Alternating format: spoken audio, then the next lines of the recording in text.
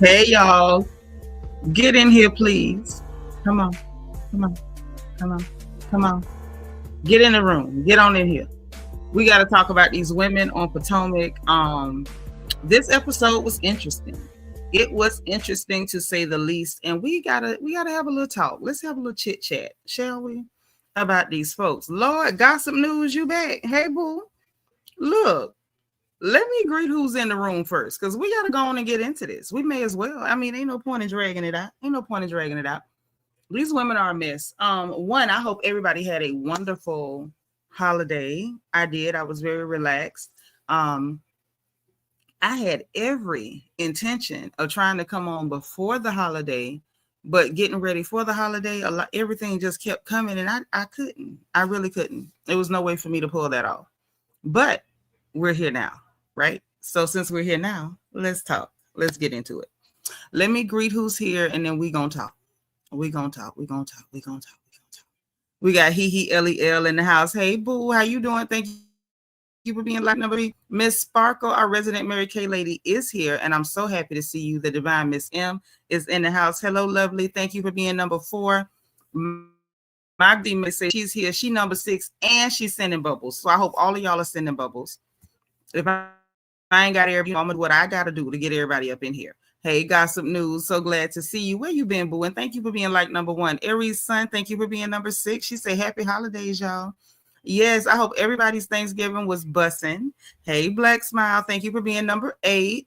All right, Miss Red, BBA2 Miss Red. Are you new? If you new, welcome. Anybody, if this is your first time hanging out with us, please put first time or FTL for first time live so we can greet you personally and individually, because we are indeed very happy to have you here. Okay. All right. Adrian Marie is in the house. Y'all make sure you put your like number in the chat. So glad to have you. Auntie Eva is here. Thank you for being number 11. Thank you for being 13, Auntie Eva. My good sis Magaline Lamar is here. She's number 14. How you doing? All right, too adorable. Hey, boo. Thank you for being number 17. Yeah, you do need to update us on your life. You've been gone. You have fell overboard. What is going on? You dating? Oh, well, do tell. You know, I love getting in your business. That's what I'm good at. So you dating? Give us, what's the stats? What's it looking like? Prosperous? Are we just testing the water? Like, what is going on? Give us the dirt. Don't give me part of the dirt. Give me all the dirt. Hey, Yvette. This is our girl all the way from Birmingham, UK. Our Birmingham beauty is in the house. Hey, boo. How the children doing? Good to see you. D Crazy, D Amazing DS is here, and she is number 18. My girl Priscilla Clemens is number 17. Y'all be aware when you see this lady, if she taps you on the shoulder, it means that you have been sent to jail. You are in the reflection corner, okay? But she is here to make sure that reflection corner stay full and stay lit, because she be in there herself. My girl Yvette is number 18. So good to see you. Bianca the Beautiful is holding the chat down as per normal. Hello, gorgeous. All right. Let's see who else we got up in here so we can get down to the get down. You had to work on Thanksgiving. Okay. So you've been working and hanging out with the new boyfriend. Oh, okay. So when you get a boyfriend, then you don't know what's no more. No problem. I know folks like you. Yeah, they love you so much till they get somebody. Then once they start going with people, then they don't know they people. They call you their family and everything until they get them somebody they interested in. Then they forget we here. Yeah. Like we wasn't here before they was here. Okay. I ain't mad though. Hey, Miss Niecy, thank you for being number 27. Rochelle is number 26. So glad to see you. You better slow down, because now you acting like Keiarna on Potomac. Don't make me act like Keiarna mama, because you know she ain't with none of the foolishness. Mama Keiarna is with none of the foolishness. None of it. Okay. I'm just saying, but I'm noticing that we were thrown away the minute you got a boyfriend. I'm just letting you know that I noticed that. And Janetta Porter, thank you for being number 22, boo. Thank you. Y'all get on in here and get comfortable. So look, And Janetta, thank you for being number 22. So look, we had our sip and craft as per normal. We hung out, we gossiped, we crafted, we drank. I drank. A couple other ladies might drink too. Oh, okay. We still your family because it went. It felt like we were thrown to the wolves. That's how it felt. Okay, I'm just saying it felt that way. Mm-hmm. But I believe you. I forgive you. So look, we didn't get a chance to come in here and talk about what's going on with the candy and Todd of it all. We didn't get to come in here and talk about a lot of the little things that's been happening. I hope everybody's Thanksgiving has been great. I hope everybody either cooked well or went to somebody's house who cooked well. Y'all know. Please, yes. And don't forget your engagement button on the bottom right-hand side. It's the circle with the heart emoji. Tap it. Send them bubbles up, please. And thank you, because we do need those bubbles. I'm sensitive and I got to have them. All right. DV in the house. Hey, boo. Thank you for being number 37. So look. Yeah, send me pictures so I can look up and down. I need to inspect. Send the pictures. But yes, I hope everybody had a wonderful, wonderful holiday. I did hear some holiday food horror stories as per normal. That is not new. Every year we hear horror stories. We see pictures of some ruthless food. Hey, Gaby, how you doing? He ain't no Greg. I sure hope not, because Greg is definitely giving geriatric squirrel player. Okay, Gaby, thank you for being number 39. Thank you, thank you, thank you. So look, I guess we probably better let everybody know on Instagram that we are live. I know it's after a holiday, so some people may not know that we're here. I don't know why they wouldn't know, but I guess they may not know that we're here. So I want to make sure everybody knows that we are indeed here. That we're here. Okay. Makeup addict. Yeah, Keiarna is delusional. That's what she is. She is delusional. Completely delusional. So, my top wasn't just right. Okay, Angie girl, thank you for being number 40. Apple Charm, where you been? Number 41. It's so good to see you. All right. So look, Keon, we live on YouTube, boo. Come on over to YouTube. You know the channel is my name. Slide on in because we got to gossip.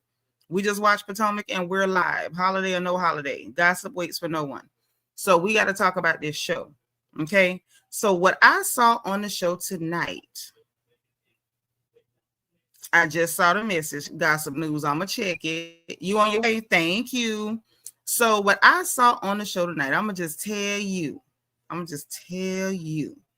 Gaby says, Gaby said, I missed the last 2 episodes of Potomac. I watched the recap to stay up to date. You know, I got you. I just saw it, Gossip News. So look, what I peeped, just as a recap for this show before I get into the real recap, what I peeped was, 1, Ashley still ain't giving us nothing. Ashley has decided in her spirits that she's giving us nothing, okay? Anybody else on Instagram, come on over to YouTube. We're live on YouTube. Okay. Love you guys. Bye-bye. All right. But yeah. So in any event, Ashley has apparently, maybe she's made a pact with a dark entity that she's not going to give us anything. I don't know whether that was some kind of deal that she made, some pact with the undead. Kiro TV, welcome. Thank you for being number 46. So decided she ain't gonna give us nothing, and nothing is what she gave. Okay. I will say this: the whole scene with her and Sister Underbridge, that was an eye opener for me, and not on Ashley's end, but for Sister Underbridge. At this point, bring Sister Underbridge on the show. Ashley has decided she's gonna give us nothing. Okay, she didn't even stir the pot really well. This season, this episode, she has stirred the pot decently this season, but this episode, it really was nothing. Right. Y'all still ain't selling me on Stacy. I saw Stacy with her family, and I'm like, this can't be the person everybody's going up for, because it is giving nothing but lies. Like, she lie and then she give you nothing, and then some more nothing and some more lies. Angel is in there wrestling. She's having a whole mud wrestling contest with herself. I ain't never in my life seen nobody struggle that hard for no imaginary beef. And that is what Angel is doing. Angel is fighting for her life to give us imaginary beef that nobody asked for. We don't want it. We didn't ask for it. And if it shows up, we're sending it back. Zaleen, hey girl, we are live on the regular YouTube on the StreamYard stream. So come on over to the StreamYard stream. I'm only doing the vertical to let y'all know that we live on the other one, because sometimes y'all get this one when you don't get that one. So if you're over here and you see me pointing at you like this, get out of this stream and go to this one. If you see me pointing at you like this, that means you're in the right place. Don't leave. But if I'm pointing at you, then you need to get out of this stream and come over to our main live stream on YouTube, our StreamYard Live, okay? Yep, head over there. We don't want you over here. We want you over there. So come over there. All right. So yeah, Angel is fighting for her life to give us imaginary beef that nobody asked for. Hey, one who cares. Thank you for being for number 47. Gossip News say I can't with Stacy anymore. I cannot with Stacy. Trying and failing to create a beef. And I don't know why. Like, why are you so dedicated? It doesn't make sense. Thank you so much, Miss Sparkle, for keeping a check on them numbers. We need y'all to hit it. Anybody else that's over here, I need y'all to come to our main YouTube because we're live over there. We need you to leave here and come over there. I'm going to end this one and we're going to rock out over here, okay? All right, Zaleen, you made it. Okay. All right, sounds good. Bingo, Yahtzee. So look. Lord, Gossip News say, and still I rise needs to stop, and does. Hey, Zaleen, thank you for being here, girl. Hit the like button. I need my likes, okay? And let me check my bubbles because I'm about to get into these notes. The other thing that is standing out to me is that Wendy is trying her hardest to be Stacy's PR person. And part of me gets it because Keiarna really did rub her the wrong way. Keiarna really did run at her first. Keiarna really is the reason that Angel is trying to make an imaginary beef with her right now. So I low-key get it, but then I kind of feel like, girl, that don't make you look good either. It would be better if you just stayed out of it than to jump in it and try to make Stacy case. Like, it just don't look good. Belicious, thank you for being number 55. Thank you for being 55, Miss Belicious, girl. So look, let's get into it, shall we? I pray that we shall. Okay, hold on. So look.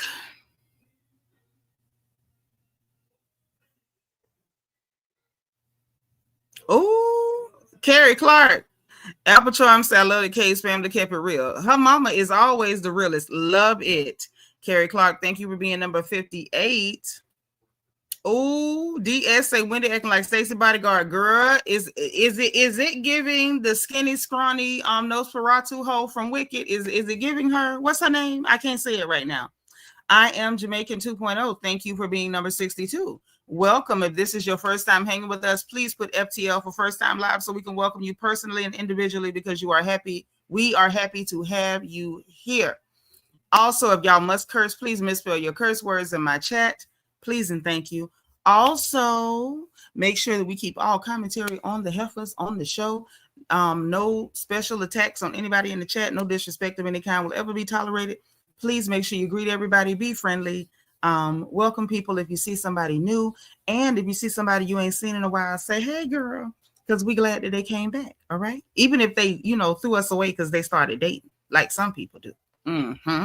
That's her name. Cynthia Arrivo. Agnes Bukasa. Hey, boo. Welcome. That's her name. No host for Ratu. Because I ain't never got nothing nice to say about her. Ever. Not by the time she's sitting up calling us ghetto while you try to play everybody in our historical lineage. Yeah, no. Hey, Cheryl. You also fill the snack table with sweet potatoes. I love a sweet potato. I gotta crack jokes. I wouldn't be me if I didn't. Now, hey, that's my girl Catherine. Hey, boo. Wait. You say, I wonder if Angel would have come over a beat. Beat what? There's Mama's Peanut. She's number 65. That's right, Agnes. Welcome to the porch, love. So look, let's get into these notes because Wendy is making herself look a little weird. She's making herself look a little weird with I gotta protect Stacy of it all. Stacy ain't protecting herself. Like, let's get into it, okay? I know the bottle is normally green, but tonight is Saratoga. I didn't have no Pellegrino. So 1 minute.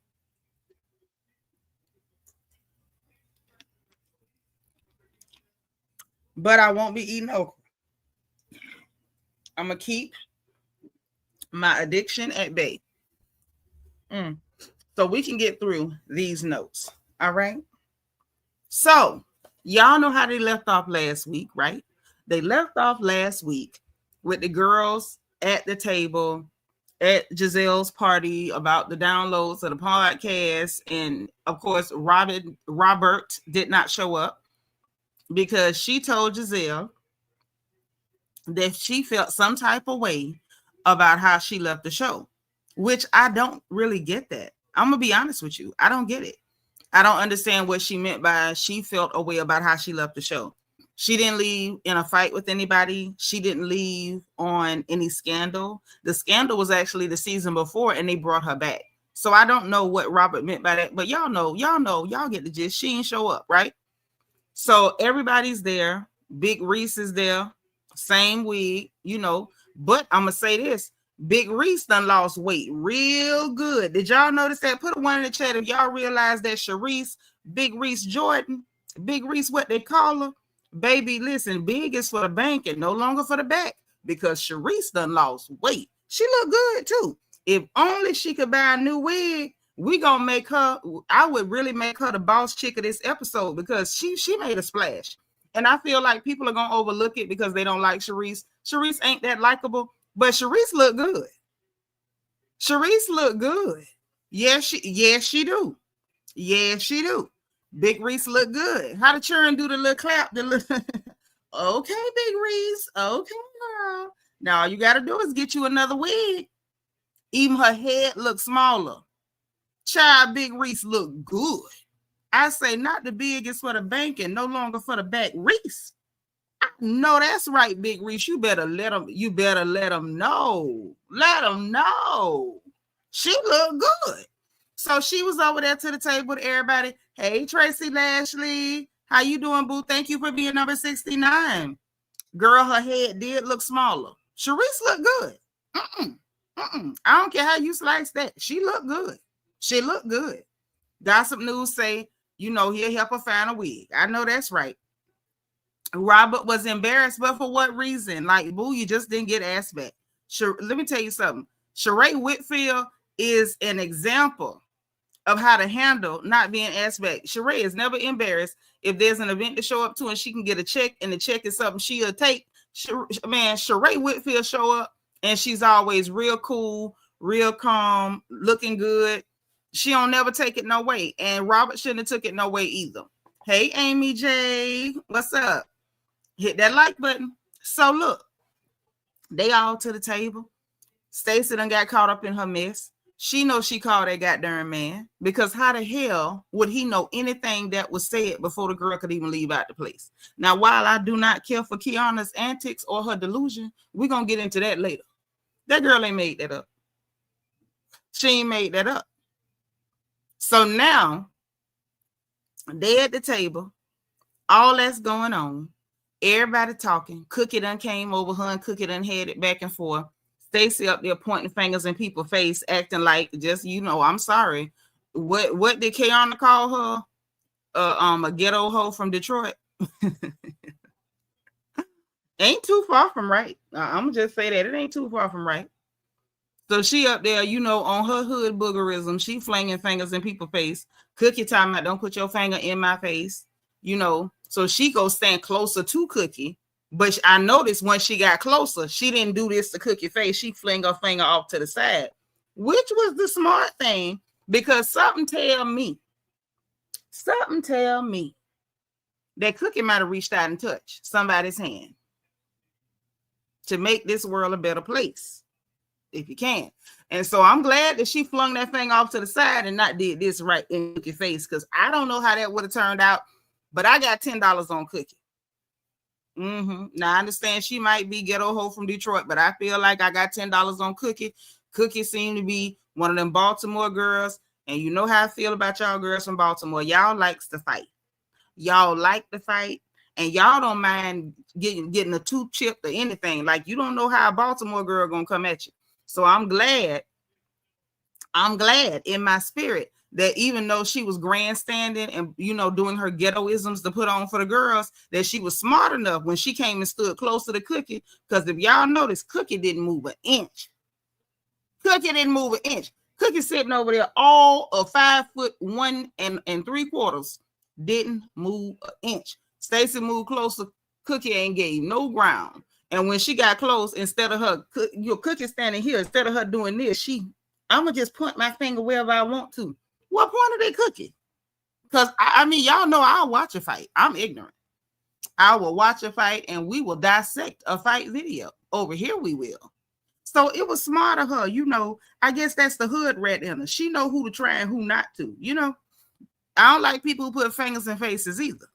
Okay, Agent Marie said someone didn't pull Cookie away. It was going down. Yeah, Cookie was going to give her that Baltimore. You know, I don't know. Something about y'all, the Baltimore DMV girls, y'all a little different. Y'all a little different. But shout out to y'all. Some pretty girls up there, but y'all will wallow. Y'all will fight. And we know this. So after Cookie leave, everybody up there talking. Girl, can we please give Stacy Flute to Keiarna's mama? Why is Keiarna's mama so pretty? Anyway, that's a side note. Don't distract me. Anyway, so they up there talking about it or whatever. Nobody believes Stacy's bullcrap. Nobody. When I say nobody, nobody believes Stacy's bullcrap. But then we got Giselle. Baby, Giselle done sent me to the moon. Giselle sat up there and like, she is not, you know, she is not on girl code. She is not to be trusted around nobody husband or nobody children or anybody. And I'm sitting there like, Giselle, did you say that? Giselle Bryant said she ain't on girl code. Hey, Shakuru, how you doing, sis? She said Stacy ain't on girl code, which she ain't. And please understand that I'm not trying to say that what Giselle said was wrong. I'm just saying wrong messenger. That's all I'm saying. Wrong messenger. She said Stacy is not to be trusted around nobody, husband, children, or anybody. Giselle, ain't you the same lady set up and Candace had to go snitch on you because y'all was plotting to tell a lie that Monique Child didn't even belong to her husband who looked just like him? But Candace have to tell y'all that lie ain't even gonna work because that baby look just like him. Warren, they done took your crown, dog. How you doing? Greg, don't get it together. I'm scooping up Kay. The girl is bad. Oh, my bad, y'all. You ain't wrong. Keiarna's a good looking girl. Real good looking. I mean, head to toe. She ain't pretty as her mama, but that's a good looking girl. It's hard to be pretty as her mama. Her mama's a pretty lady. It's DSA Giselle left out Stacy not being trusted around a mint because she won't use it. No, the mint is the only thing she can be trusted around, apparently. That is the only thing that can be trusted in her presence. Okay. Yeah, it ain't no, if it's a scheme, it's a scheme that Stacy set up. Stacy did that. Y'all ain't gonna convince me she didn't. But let me tell you. So, yeah, don't forget my bubbles, y'all. Y'all know I'm sensitive. So I'm sitting there like, Giselle, you lied. Yes, lied on Candace's husband. Y'all know we had to do a whole live stream with all the different lies she told on Chris Bassett. She sat up there, was plotting a lie on Monique, saying she was going with her trainer who was a whole homosexual man.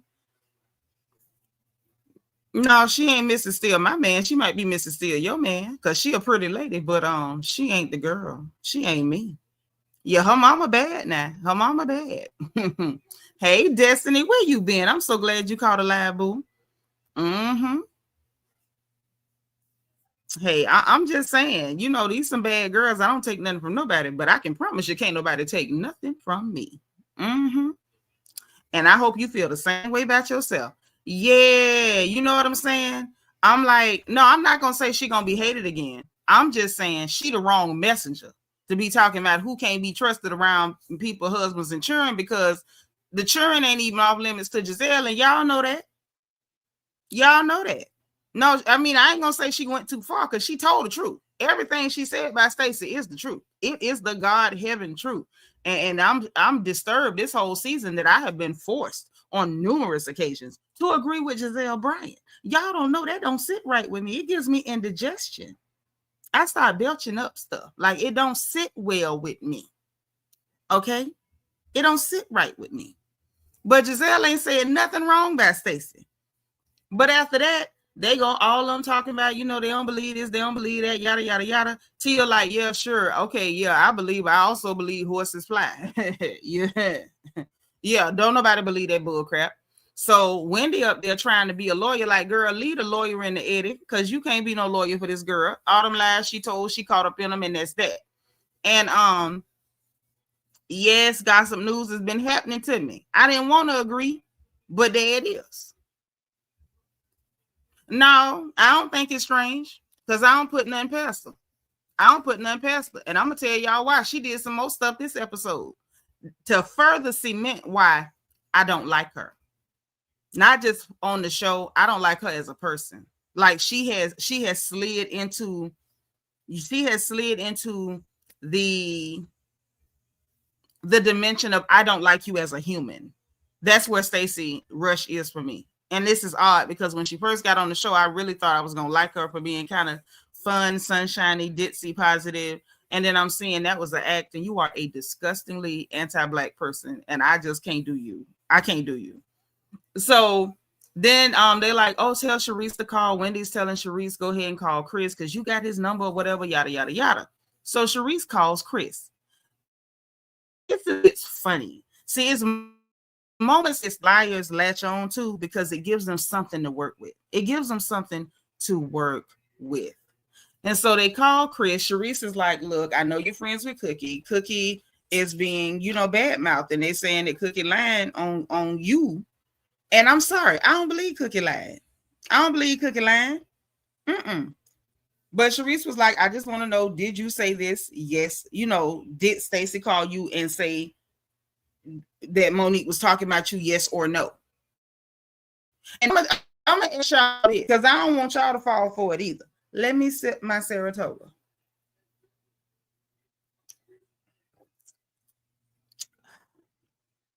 I'm going to ask y'all this.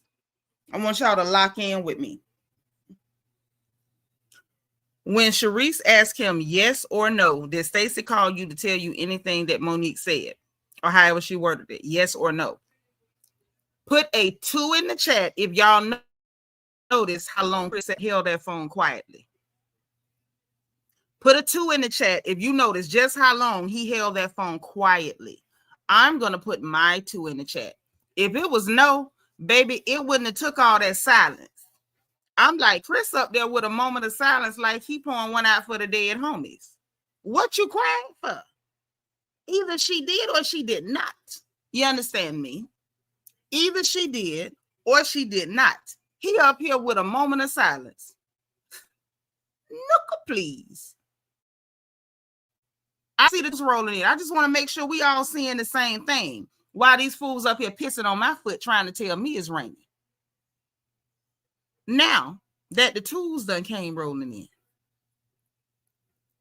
Right. He didn't expect Cookie to tell it. Cookie called that girl before she could even leave the event to tell her girl why Chris just called me going off. Now the tools done came rolling in. Now we gonna slide to the 4. Put a 4 in the chat if you recognize that Chris Samuels didn't say no. He just said, I don't know nothing about that. Put a 4 in the chat if you immediately noticed that he didn't know.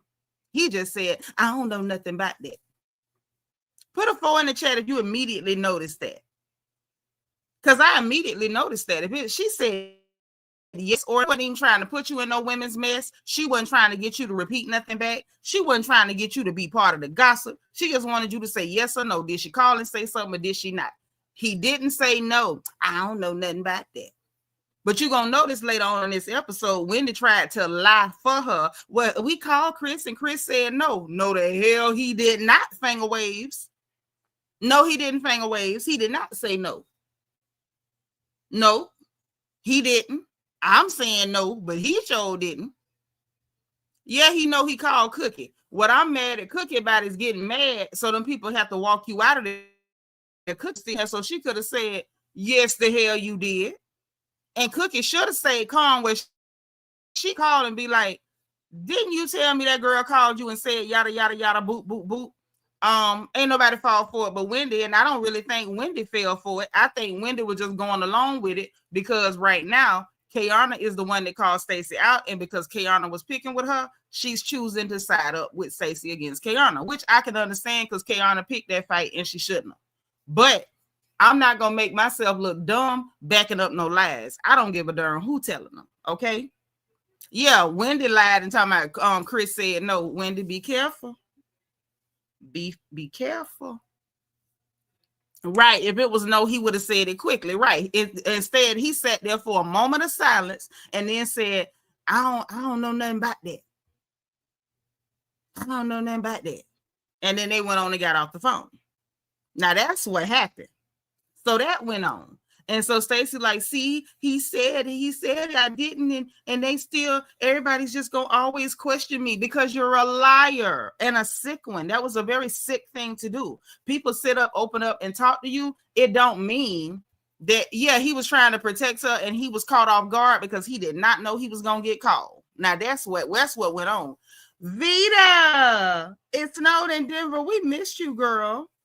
I did eat. I did. And it's repeating. I shouldn't have ate. But I ate. I did. Well, her issue with Wendy, I didn't understand. Her issue with Stacy is perfectly justified. And we're going to talk about that too. We're going to talk about that too, because the issue between Stacy and Kay, Stacy started it. And Kay got every right to respond. Yvette say, when has Cookie and Stacy met for Cookie to snap on her like that? I'd have snapped on her too. Stacy is a liar and she always playing with people and she's quick to be offensive. She's offensive. I'm not mad. Like, I don't have to meet you multiple times. The minute you disrespect, I'm gonna meet you right where you are. The minute you come out your face, I'm coming out mine too. I don't have to meet you 3 or 4 times. The minute you get out of line, we gonna both be out of line. It's gonna be a group project. You're never gonna sing solo in the Seanitra choir. Okay, we're gonna sing a duet. We're both gonna be in it. We're gonna be graded together. We're gonna pass or fail together. That's how we're gonna do that. So I'm not mad at Cookie. I'm mad at Cookie couldn't keep her cool long enough to get that whole caught up in her lies. Okay. Gossip News said I would snap on Stacy too. Her husband Timu is just basic. Child, if that. No, she didn't come for her randomly. No, she didn't. It wasn't random. How is it random? She got called. Chris called her. So how is it random? It ain't random. Plus, you got to look at, she's friends with Karen and Vivian. Vivian is the same person that Stacy lied on last year, talked trash about last year, borrowed that lady clothes and brought them back stank.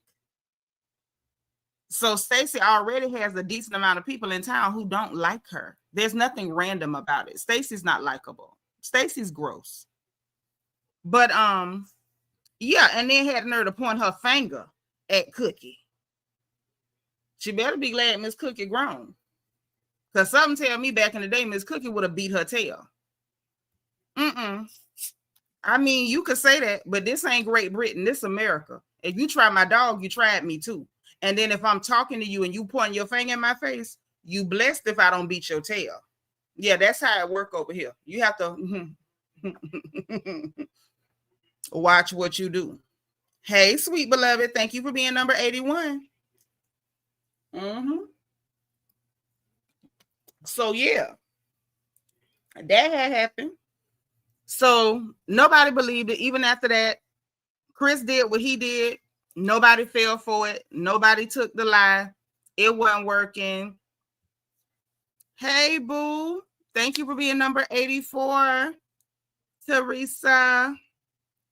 So after that went on, everybody's in the confessional basically saying, yeah, we don't believe it. Like, try again.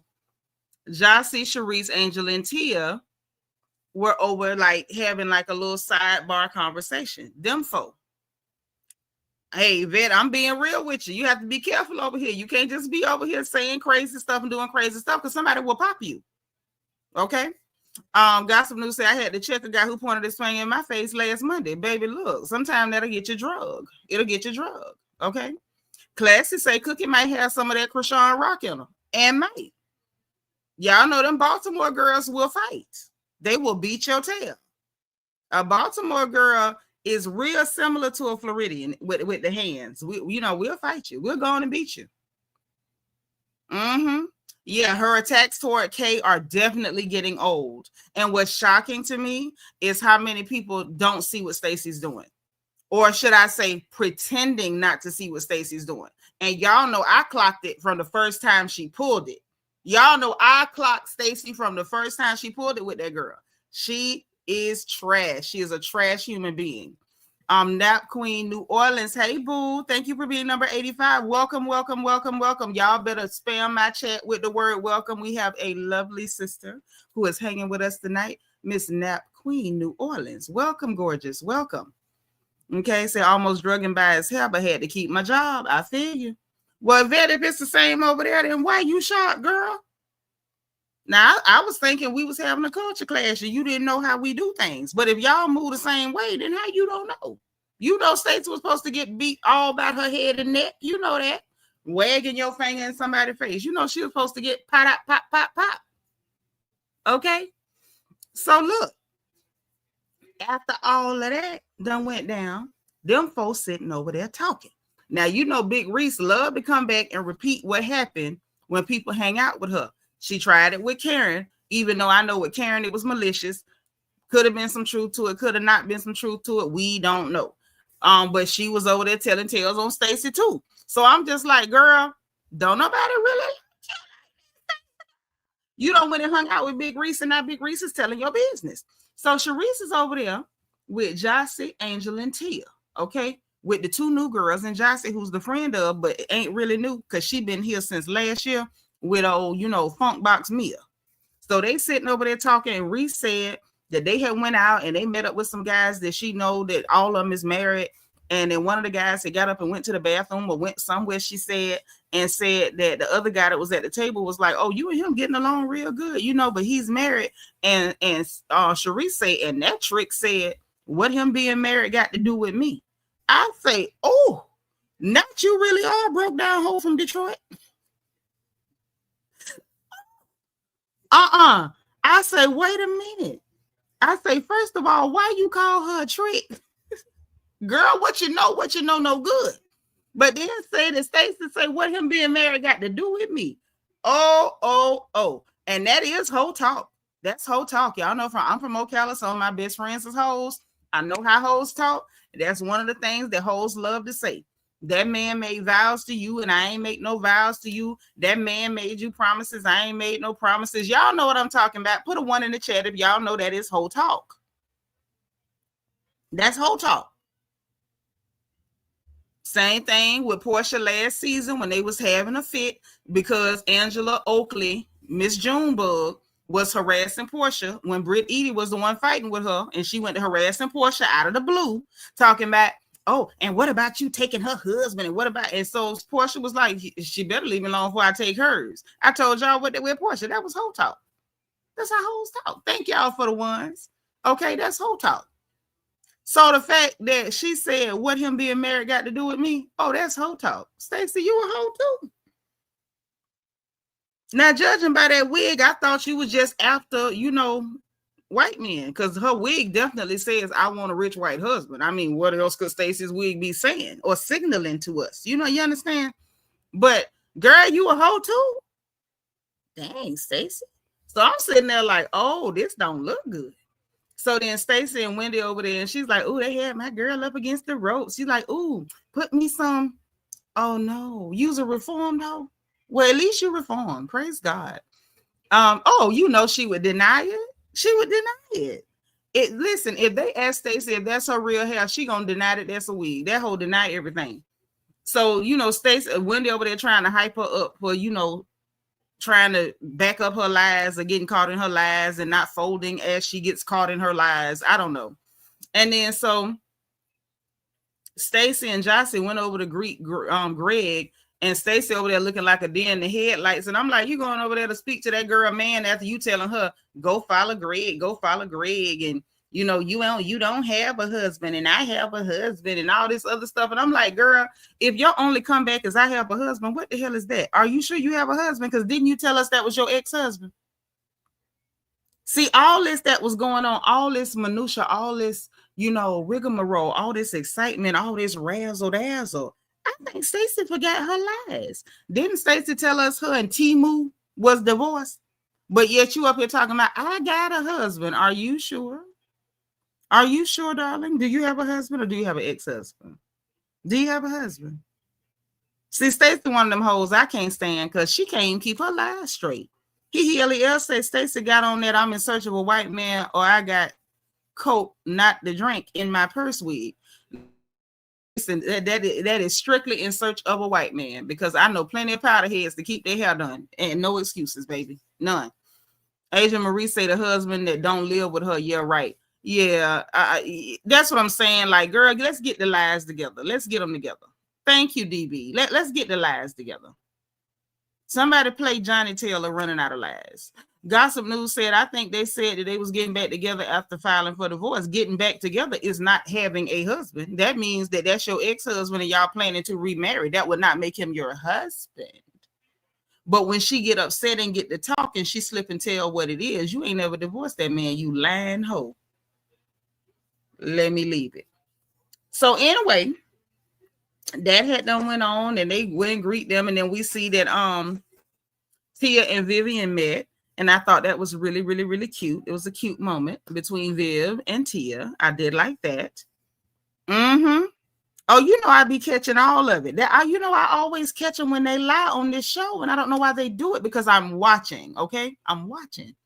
So then you got Giselle over there telling Wendy, like, because, it was funny to me that this is a Giselle event and it's full of drama.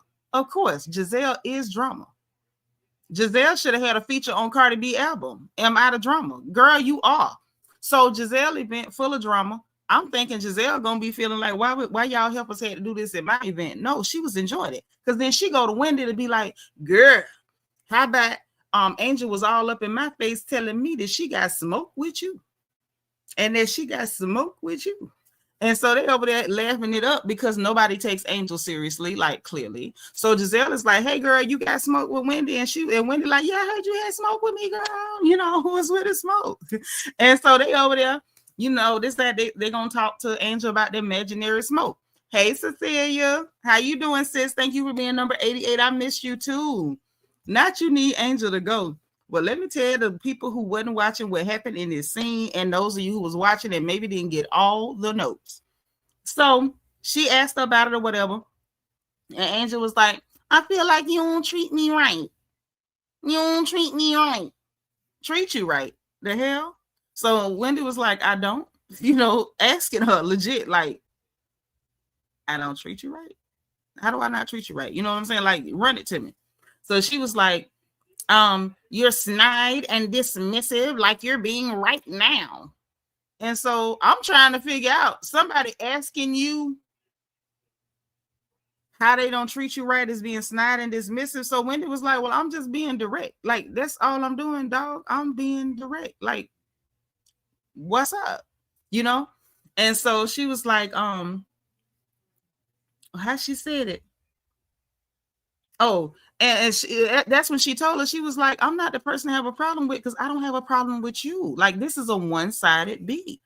And so she's like, you don't try to psychoanalyze me. And Wendy's like, yo, I'm not trying to, I don't have to psychoanalyze you, hon. I don't. Like, there's nothing going on here. There's nothing here. But you know, she's all upset and she trying to get elevated, but it really wasn't working because Wendy was dang near laughing in her face. And then at that point, Wendy was like, look,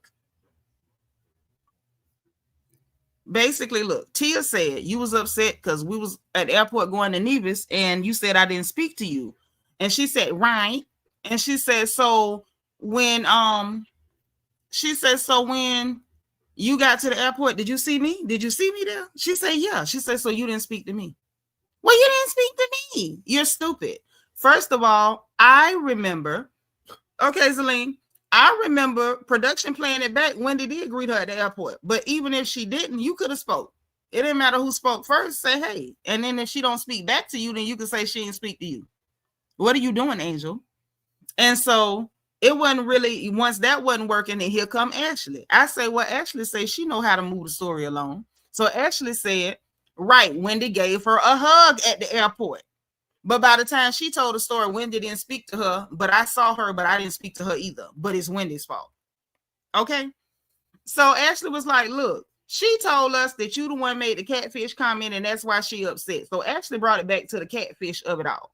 So around about that time, you know, everybody's like, but Wendy, you didn't say catfish. And Stacy was like, no, you didn't say it. And Giselle was like, I said catfish. She didn't say catfish. Production played it where we could see that Giselle said catfish, not Wendy. And at that point, y'all, Angel gets frustrated and she go stomping off. Like Diana said, Neva did on the Dancing Dolls. Doom, doom, doom. She goes stomping off. And it's like, what is you stomping off for, man? You grasping at straws and everybody can see it. You claim this girl didn't speak to you at the airport. She literally hugged you. And then she made an even bigger point. If you felt like I didn't speak, why didn't you? Adrienne Marie, thank you for the Cash App. This is my first support of the whole day. My sis is sweet, and I'm going to send a heart back. Let me send a heart right now. Thank you, sis. That is so thoughtful. Love you. So it just didn't make no sense. And so when everything went down with that, and she couldn't get nobody to agree that Wendy had done anything to her, next thing we know, she's stomping off. Oh, I'm done with this, and I'm gone. And no, thank you. No, thank you. This is just another case. This is just another what she say? Example. Hold on. Of you being dismissive. And so Wendy hit her with, no, this is just you being a flop. And Giselle was over there finna start laughing again. Because that's what it was. Like, you looking for a moment with this lady, and she not giving it to you. And I don't know what else to say about it. She not giving you the moment you're looking for, Angel. It's not going to happen. So whatever it is that Angel needs to happen between her and Wendy for her to feel okay, it's not coming. That's just the best thing I can say about that. Whatever moment that she's searching for with Wendy, she's not going to get it. I'm just going to say that. I'm going to go out on a limb and say Wendy's not going to give it to her. The moment is not coming. Okay. So after she said she flopped, the girl was like, oh, no, thank you. No, thank you. No, thank you. And so Wendy was like, girl, you saying no, thank you as if we want you here. I said, I'm done. So now Wendy's sitting up here saying what everybody thinking, because don't nobody want that girl there. Nobody. Keiarna went along with Angel's delusion by saying Wendy did say it. Right. But then when she get there, okay, let's talk about the Keiarna of it all with this. Keiarna ain't no real friend to that girl, because in the middle of this going on, right, everybody's sitting there telling you that's not what happened. Nobody's agreeing with you that that's what happened. Why was Keiarna like not advocating for you?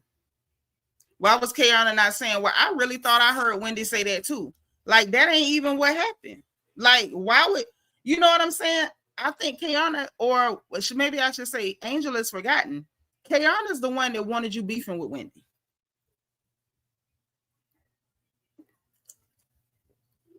Keiarna is the one wanted you beefing with Wendy. Now that you jumped out there trying to beef with this girl, and it ain't working, and you know Wendy laughing at you, nobody's agreeing with you. Now, Keiarna left you out on that limb by yourself again, because this is not the first time. So Classy say, Angel, who you really mad at? Are you making up a beef because Keiarna is your friend? She need to be mad with Keiarna. Now, that's who the hell she need to be mad at, is Keiarna, because that's who put you in this mess. So see, you say, Angel, just not a fit with these women at all, because she was on some on her wag stuff. Hey, Candy Butler, thank you for being 95, sis. Yep. She want to be on her wag stuff, and don't nobody care about no wag mess. Hey, Diva Tool, thank you for being 98, sis. So listen. After all that, everybody got that little kiki in, girl. Don't nobody want you around. It kind of is what it is. Nobody disagreed. Sniggles were had. Hey, Deborah Randall. All right, she's here for our housewives talk. We legal, y'all. We legal. We've been out of compliance at first, but we straight now. So that happened. So anyway, Keiarna walks up to where the ladies were standing. Stacy immediately started with Keiarna. And this is what, put a 1 in the chat if y'all noticed it. Keiarna walked up, did not say a word to Stacy. Not one word. Stacy immediately started with Keiarna. Immediately. Oh, here comes her twin. Here comes, I'm like, yo. Only to later on in the show say you don't feel safe around her. Ma'am, you are a lying Detroit whore. That's what you are. Because if you didn't feel safe around this Black American girl, what you would not have been doing was provoking her ever since episode 1. You've been picking and poking and provoking since episode 1. Y'all had a back and forth at the table, which was just what women do on these shows. She comes back over there after her friend got mopped up and told she wasn't wanted. The first thing you did was start poking at her. Oh, here come her twin. What you poking with Keiarna for? So you can play victim? Do you think because you can imitate or make your voice or try to imitate the way or white women's speech patterns and you're married to Temu, he can sell us some stuff from China or whatever, that you automatically become a damsel in distress when you're speaking to other Black American women? You psycho. You dirty, filthy, flat-foot psycho. Like, I don't like her, but she did. So they had their back and forth. Really, it was a really juvenile back and forth. You got Stacy over there. You ain't got no man. You have anything to talk about other than me? Keiarna wasn't talking about you. That girl had just walked up. She didn't say nothing to you. And so she was like, I got a lot to talk about. My business, my money, my man, my life, my success, my beauty. Like, she got a lot to talk about. She can talk about a lot of stuff. She ain't giving it to us, but she sure got a lot to talk about. And so she was like, oh yeah, and I got a husband and I got a ring and it's like, girl, do you have a husband? You told us y'all were divorced, but now you got a husband. And then Keiarna really clocked her, and people ain't gonna give Keiarna credit because Keiarna has made herself very unlikable this season. Because she was like, yeah, okay, you got a ring and it's cloudy. It's cloudy. And the back and forth, oh, it's cloudy, but you don't have one on. And that was tired to me. Like the whole, I got a man. She got one too. Y'all in the same boat. Because you, according to you, because you say you divorced him, but y'all gonna get back together. She got a man that's dragging her along and willing to buy a condo to keep from marrying her. So we don't know which one of y'all gonna be married again first, if we are to believe your first lie that you ever got divorced. Ho. So anywho, after that, then you get Keiarna with, oh, have you paid TJ yet? Have you paid TJ yet? I'm like, so juvenile. You know she ain't paid TJ. That's why TJ is suing her. Girl, you know this. So I was like, okay, enough is enough with that. So then Stacy gets up and she's leaving looking like a deer in the headlights because it didn't go the way she wanted. Every time Stacy get caught in her mess, she try to escalate, elevate the situation, turn it into a rah-rah session so she can pretend like either she's the victim or I'm the first one to get rah-rah, so I won type stuff. It didn't work. Everybody clocked her crap. So she's leaving. She's marching over there, you know, like the ironing board she is, to the elevator. Jossie's like, girl, I ain't seen you and I don't know how long since the wedding or whatever. She's like, just open up your eyes. I'm not welcome here. And I'm not welcome here. What do you mean I'm not welcome here? Girl, you came in there. Them people asked you about what you did. You lied, you got caught, and now you feel uncomfortable. Ain't nobody told you to get out. You went on your own. Then here come Wendy, y'all. Like, girl, Stacy, why you leaving? Why you leaving? Joe walked up and like, if she leaving, let me help her leave. So Giselle, ignorant country tale, go hitting the button for the elevator, talking about, let me press it again. And Stacy was like, yeah, well, press it again, press it some more. She said, yep, let me press it some more. And so Jossie was like, well, you mad with Stacy too? She said, look, I don't like what I heard and I need to marinate on it. So I already know what that means. She gonna sit up and think up some mean stuff to say to you about the stuff you done. Because y'all know Giselle is not good in the moment. Y'all know that. That's why she kept being frustrated with Candace Dillard Bassett, because Candace would be giving her version of the business. And Giselle didn't never have no comebacks. That's why she was mad at Wendy for about 3-4 years straight, because Wendy gave her the business and she ain't have no comebacks. So I feel like Giselle need time to sit up and think up ways to say something mean to Stacy, because she didn't have nothing in the moment, because she never does. She never does. She never does. So she was like, yeah, you go. I need to marinate. I know what that means. I got to think up some stuff to say to you, because I ain't even got nothing in the moment. I ain't got nothing in the moment. I just need you, get up out of here. So Angel goes to talk to her husband. And I'm like, ain't this something? All the girls, when there's a little tete-a-tete, everybody goes off to their corners with their homegirls, on that, where my girls at, child, she said, and girl, she said, and child, she said, and you heard when she said. Not Angel. Angel went over there to her husband, Bobby. So she telling, I told you I was going to say something to her. I told you I was going to say something to her. And she was nasty and dismissive. No, she wasn't. She just didn't give a dang about that bull crap you talking about. That girl say she ain't did nothing to you. You making up stuff and you sound dumb. You say she didn't speak to you at the airport. Production said that's a lie. She hugged you. She said, if I didn't speak, why didn't you speak? Because you saw me just like I saw you. Then you said she called you a catfish when Giselle did. So she didn't even call you no catfish. So at the end of the day, what exactly is you mad with Wendy? So she over here telling him she nasty and dismissive. So he was like, look, water off your back. Just the water off a duck's back. Yep, that's right. That's right. No, that's not right, Angel. You were the water off of Wendy's back and you're mad about it. So I thought that was funny. Ashley over there talking about she finna get Kay a drink. Kay say Stacy done upset her so bad that the edges of her wig about to lift up. And I'm like, Keiarna, you only upset because you're not intelligent enough to drag Stacy for the filth that she is. Stacy has been giving you racial microaggressions since episode 1. It took you to last episode to figure out that this lady was out to get you. And even now, I don't think you even understand why she's out to get you and exactly what game she's playing with you. Because Keiarna, you're not smart, darling. You're not a smart girl. You're a very pretty girl, but you're not a very smart girl. You're not that. You're not that at all.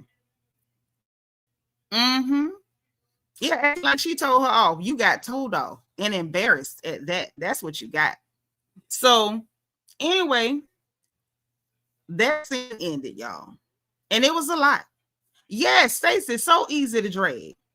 Stacy is an easy drag. That is why I have not yet gone all the way in on her on this channel, because I feel like it's low-hanging fruit, and I feel like the drag of Stacy is beneath me.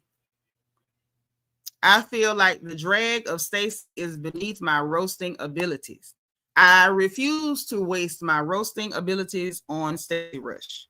She's an easy drag. I mean, one of the easiest, like a little jokey joke here and there. Okay, cool. But she's an easy drag. Okay.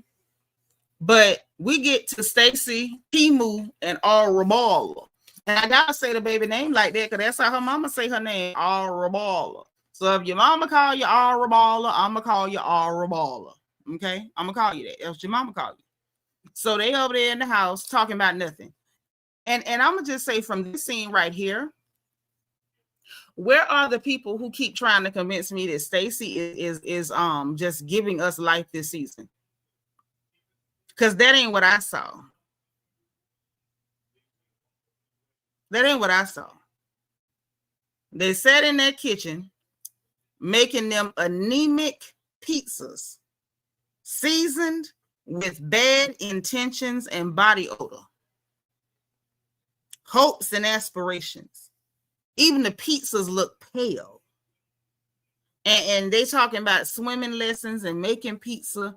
She still had on that atrocious wig. I'm like, dang, after y'all catch the man, y'all still have to wear them wigs. You can't catch him and then switch to a good wig, like pull a switcheroo on him. You got to keep wearing the bad wigs. Somebody who done caught a rich white man one of them bad wigs, let me know the rules, because I mean, once y'all catch the man, y'all can change the wig, but I don't know. I ain't never done it. Just somebody let me know if you're allowed to change the wig after you catch the man. Look, that's the way her mama pronounced the name, Arabella. Arabella. It did look like cardboard with cheese. It did. It looked real nasty and sad. It looked very European. It looked real European, very unseasoned and sad. Very sad, very European. It's DS said, I thought I was the only one that thought that pizza was jaundice looking. That pizza looked like it had anemia, sickle cell, pernicious anemia. Like it looked wrong. Okay. Candy Butler, thank you for the super sticker, sis. I appreciate it. It's my second support of the whole day. Thank you, Candy Butler. Thank you. Thank you. Hey, when in Rome. I'm is. Is you is too? Because I'm glad to see you, darling. All right. Gossip News say I wouldn't eat that pizza. I'd rather eat a banana. She eat like that. That's how she show that man that they on the same page. She eat the same sad, anemic, bleached out food that he eat. She letting him know I don't even need seasoning. That's how dedicated I am. I will wear this bad wig and I will eat all the food you have, seasoned with cubes. I sure will. And I prove my solidarity because I won't even take a bath because I know how y'all feel about soap. Sean living life say, not jaundice looking pizza. That's what your sister said. That's what your sister said. So we got nothing out of that. Like absolutely nothing. I'm like, so we got to watch y'all eat this milk white pizza, talk about swimming lessons, and she talking about, instead of talking about my husband, like she again in this scene, my husband, like she forgetting she divorced this man. She didn't lose no black card. She gave that whole away. Tell the producer he don't live at home, but he be there all the time. And then she up there telling her daughter about her copycat business with the copycat name, where she jacking somebody else's culture. It's just weird. It was weird, nothing of a scene.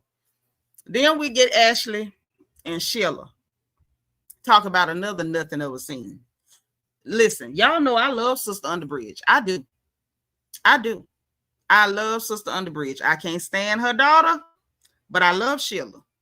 Sheila Underbridge showed up at Ashley's house talking about she been driving barefoot and the children is over there. Ashley's singing poorly again, disturbing us for no reason. I don't know why we have to be forced to hear Ashley sing. I don't even want to hear her sing as a joke. Like, just stop doing it. Like, it makes the hairs on the side, on the back of my arm just stand up. Like, just stop doing it. So we get that. They go sit out back. They gonna talk. So they talking and she brings up, Mama, you working and that man ain't working. And you working because you gotta work, because he ain't working because you gotta pay the bills over there and all that. And then we find out from Sheila that my heart been messing up and I was throwing up and it was blood in it and blah blah blah blah blah. And so Ashley come over there like, Mama, you gotta stop. If something happened to you, what's gonna happen? Because I ain't got no daddy in it. Girl, you been ain't had no daddy.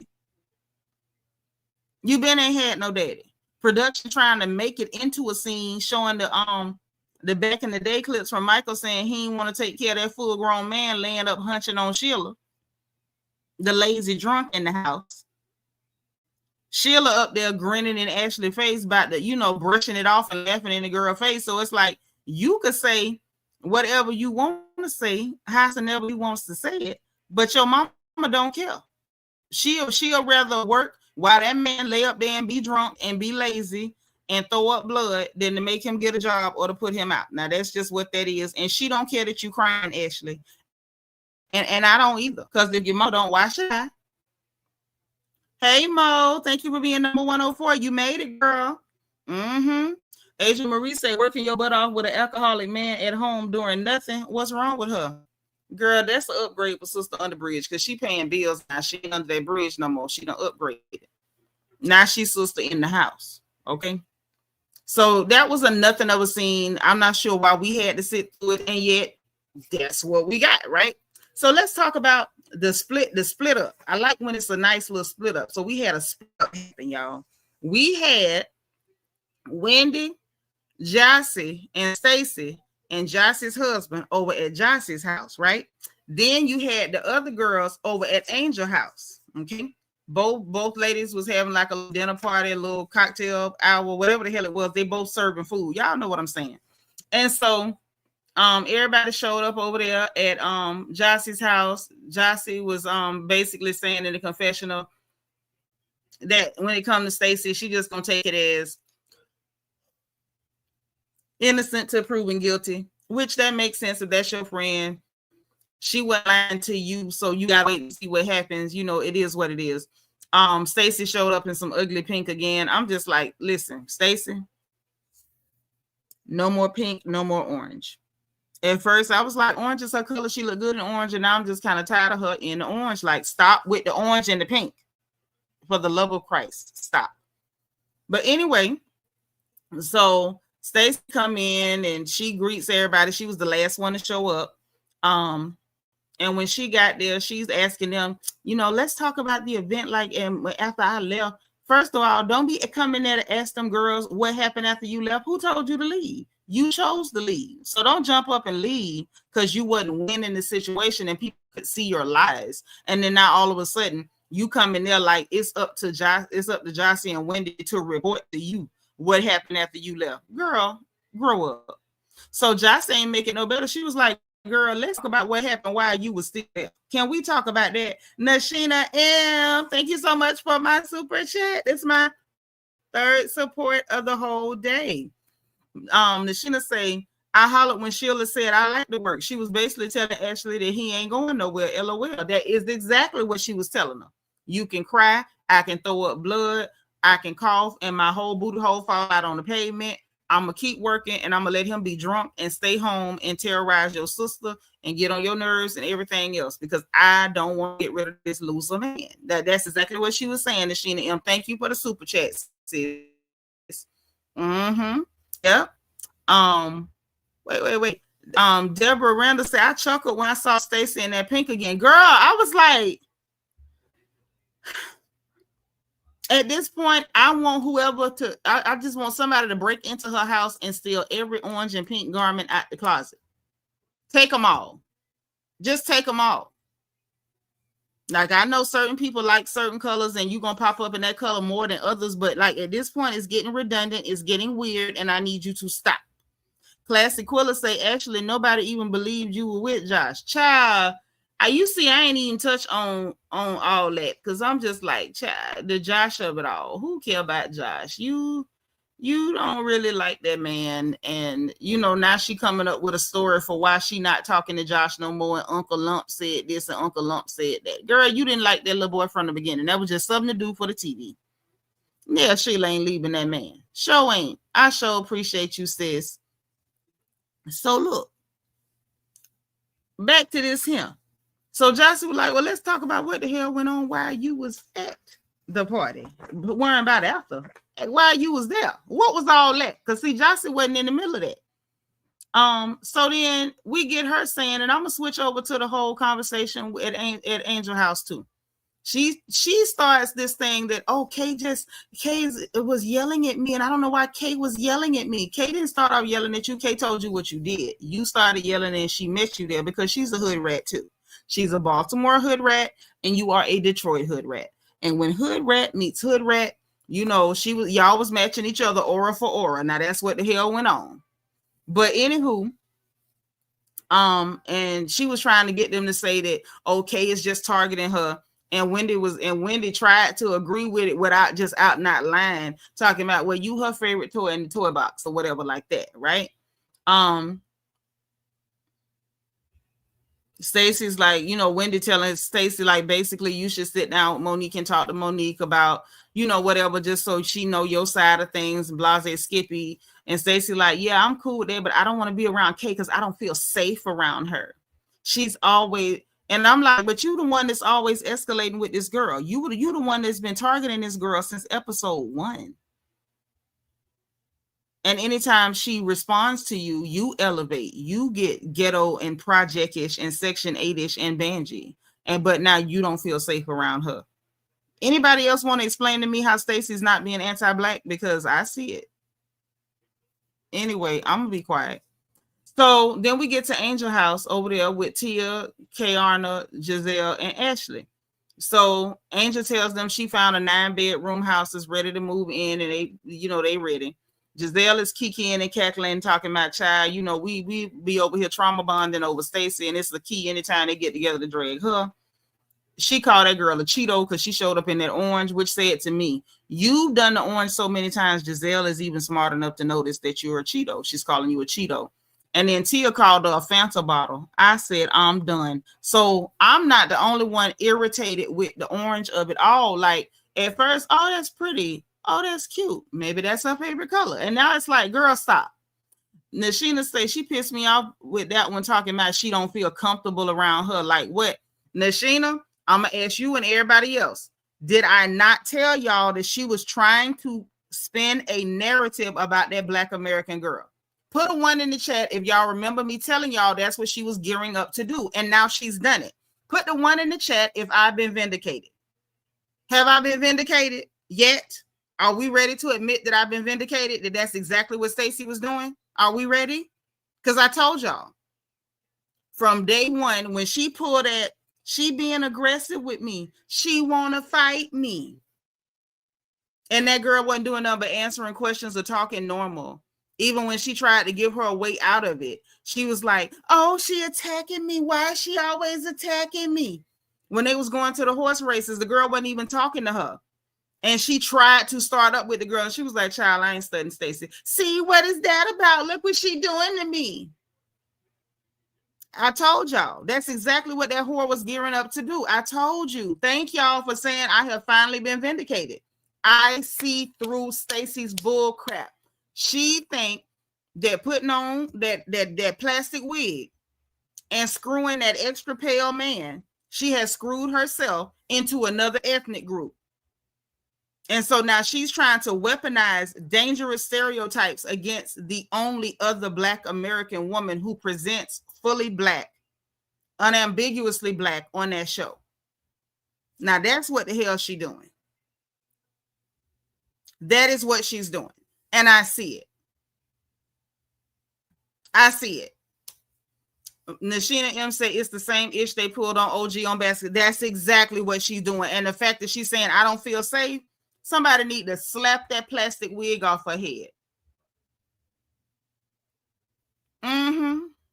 I just don't like it, because with you being a Black American woman, I don't care how delusional you are, playing with Yoruba people's culture and playing with, you know, all this other stuff because you screwing this watered down extra pale man. You still a Black American woman, and you know exactly what you're doing, and you know, and you absolutely know the implications of the words you're saying against this Black American woman, especially when she wasn't doing nothing to you. She's only now giving you some energy because you kept giving it to her. Now, I don't like Keiarna, but I also don't like this garbage either. DS say Stacy needs to have that energy toward whomever is telling her that wig option are appropriate. Now, I told y'all, don't beef with that wig. That wig is how she gonna get that man to continue to pay for her life now. Stacy absolutely needs to go. She's trash. She's pure trash. I appreciate the love gossip news, but we are Black American. There's no such thing as African American. Jesse Jackson played Black people. It was disrespectful. He told y'all to call yourselves African Americans while he still reps Cherokee. Let's smell the coffee. You have people who are from various countries in Africa. There are 54 different ones. And then you have Black Americans who are not Africans. Those are Black Americans. But thanks for the compliment. Don't be sorry, baby. That's why we have these moments, so we can educate each other. Yeah. But that was a very that's very disrespectful, and it's very disgusting that you as another Black American woman would weaponize that type of dangerous propaganda and stereotypes against another sister. That's trash. Oh no, Bravo ain't gonna let her go because Bravo likes trash. Andy Cohen loves people who are problematic. Anybody who openly attacks Black women, Bravo loves it. Andy loves it because he is indeed that old racist that Nene called him. So they sitting up there after the Cheeto and Fanta bottle joke. Giselle and Kay both pointed out the fact that Stacy was getting rah-rah with Kay because she was. Anything, like she will poke with that girl, and the minute the girl says anything, she gets rah-rah with her because she's like, "Ooh, this is who I can have a moment with," because Keiarna is not intelligent enough to maneuver and to pivot out of her sight. Like she's not able to do it. You know, and this ain't nothing against Keiarna, like calling her dumb, but she is kind of dumb. She's not bright enough to recognize it, call it, put her on the spot, and make a choke on it. That's why I said Keiarna was very stupid in picking a fight with Wendy, because Wendy's the only person that really could have called out exactly what it was and held that heifer accountable for her. And the fact that you picking fights with Wendy for God knows what reason, maybe you doing it for Karen, possibly, don't know. But that wasn't a good move because you didn't know Stacy was going to come in and try to use white supremacy talking points and white supremacy stereotypes against you as a Black American woman. You didn't see it coming, and now you don't know how to maneuver. And now she's telling people she don't feel safe around you. That was trash. That was trash. But I told y'all Stacy's a trash human being. And then we find out from Ashley that she's planning to get the girls together with Monique because she want to put Monique in the middle of the mess with Stacy and Keiarna and Wendy and the whole shebang. So we find that out. Then we get Keiarna with her brother and her mama. Baby, what a time, what a time. What a time, what a time, what a time. Oh, what a time. So she's sitting down with her brother and her mama, and she tells them, Greg said he wants her to move back into his house. He wants to buy her condo for her. And he want to get a ring, but you know, what's the priority for her? As though she can't get a ring and him to purchase the condo for her in lieu of. And I caught it when she said it. And it was so cute because her mother, the gorgeous Mama Keiarna caught all of that. Oh, yes, mother did. She said, wait a minute, let me get this straight. Is he saying the condo come before the ring? And tell him no. I said, all right, mother. All right, mother. And it was disturbing. Greg does need to go.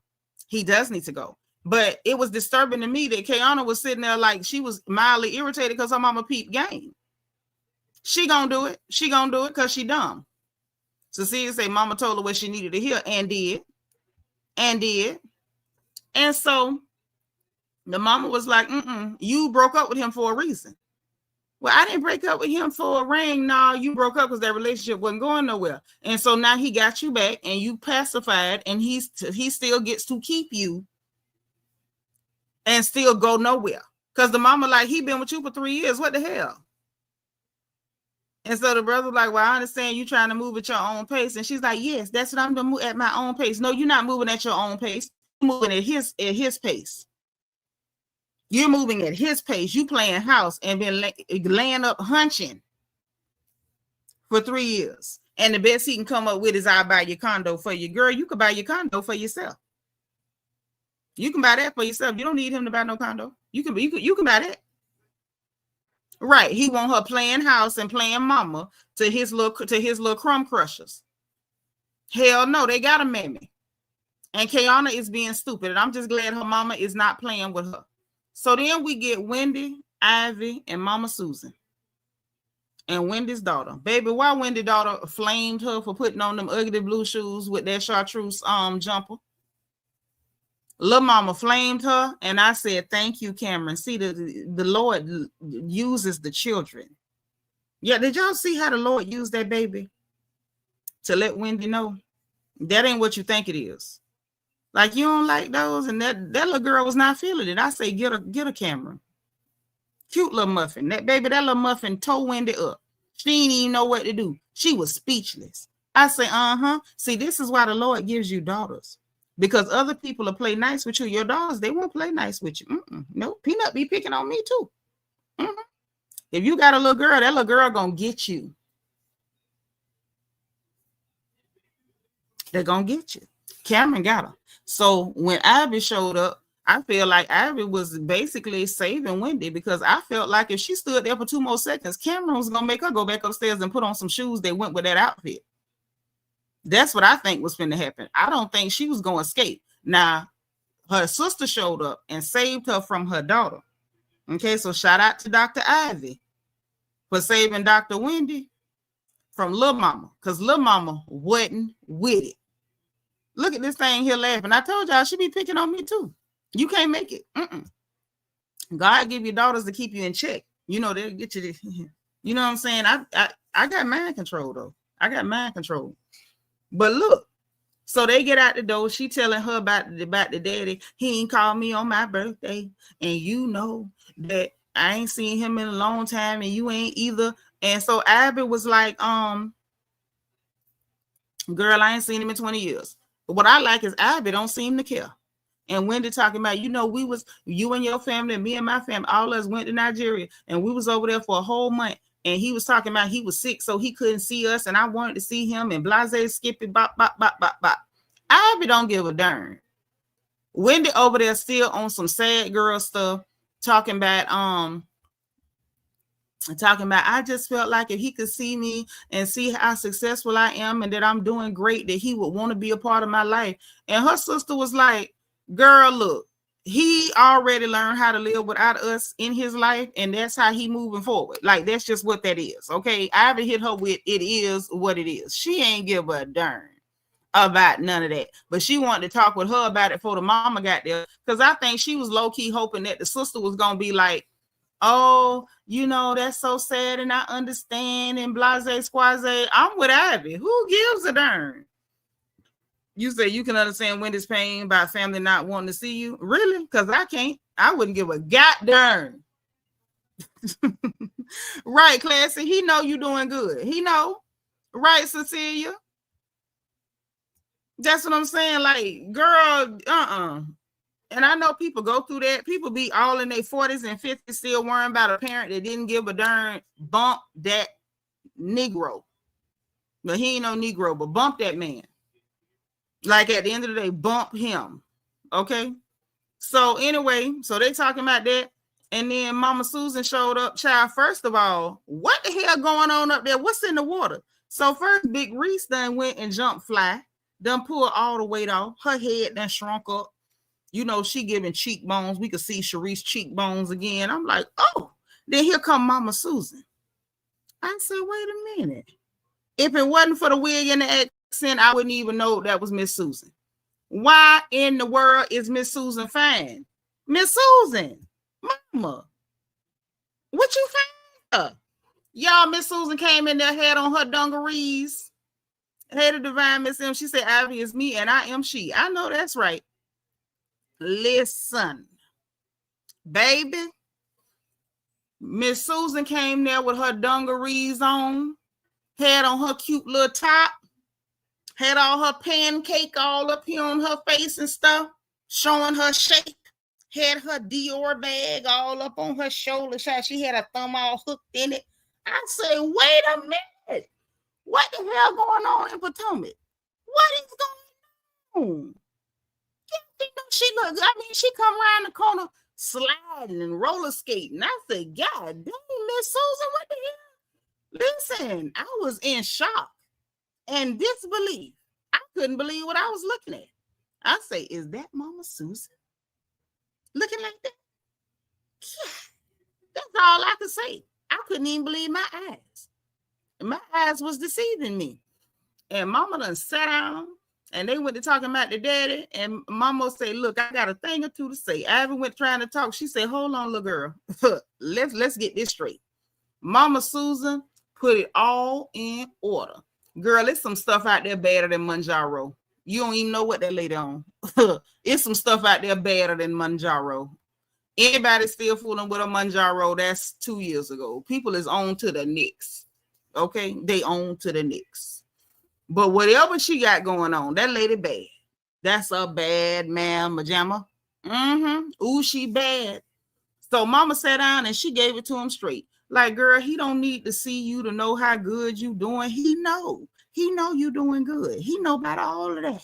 Honey, I say, get him, mama. She say, look, he could have 200 kids, but it's only one Wendy. I say, that's what I'm talking about. See, Mama Susan is a mama that's cut from my cloth right there. You supposed to be your child hype man. You don't let your child sit up there and act like no sad sack over a piece of trash that couldn't be bothered to be a part of her life. If you know your child is wonderful and somebody's so stupid that they don't want to walk in lottery ticket, because that's what your precious baby is, then the hell with that. I say that's right, Miss Susan. There it go. And Wendy talking about mama just upset because I opened myself up to be hurt by him. She upset because you up here crying over a piece of trash. She went and got you a whole new daddy, got you a bomb life. You living the life you living because of your mama, not because of that man that walked out on you over 20 years ago. Hello, good night. So Mama Susan got it straight. She was like, look, he already know. She said he the one feeling like the odd man out, because y'all are successful and I'm the one over here enjoying your money. I say, that's right. That's right.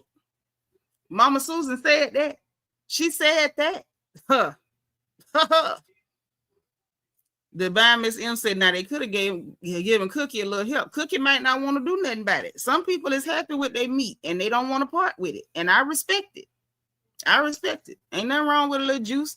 Unless you're starting to feel sick or something. If the juice on your body is affecting your health, then sisters, do what you got to do. But if the juice on your body ain't affecting your health, rock with the juice, mama. Do your thing. Adrian Marie said Wendy need to listen to her mother and sister and keep it moving. Yes, she do. So, yeah. And Mama Susan got up, honey. She stood up and let them know how fine she was. You see me? You see how good I'm looking? You see this bag I got? Yeah, I'm wearing y'all money. I say, that's right, mother. Talk your stuff because you earned it. I love it. Lel say, Wendy trips me sometime. You don't let the deadbeat back in after you succeed without him. Thank you. It's supposed to be her pleasure to spoil her mama in front of him. She stayed and you didn't. So now we gonna spoil her. And you sit over there and soak you some Gary. That's what you do. No.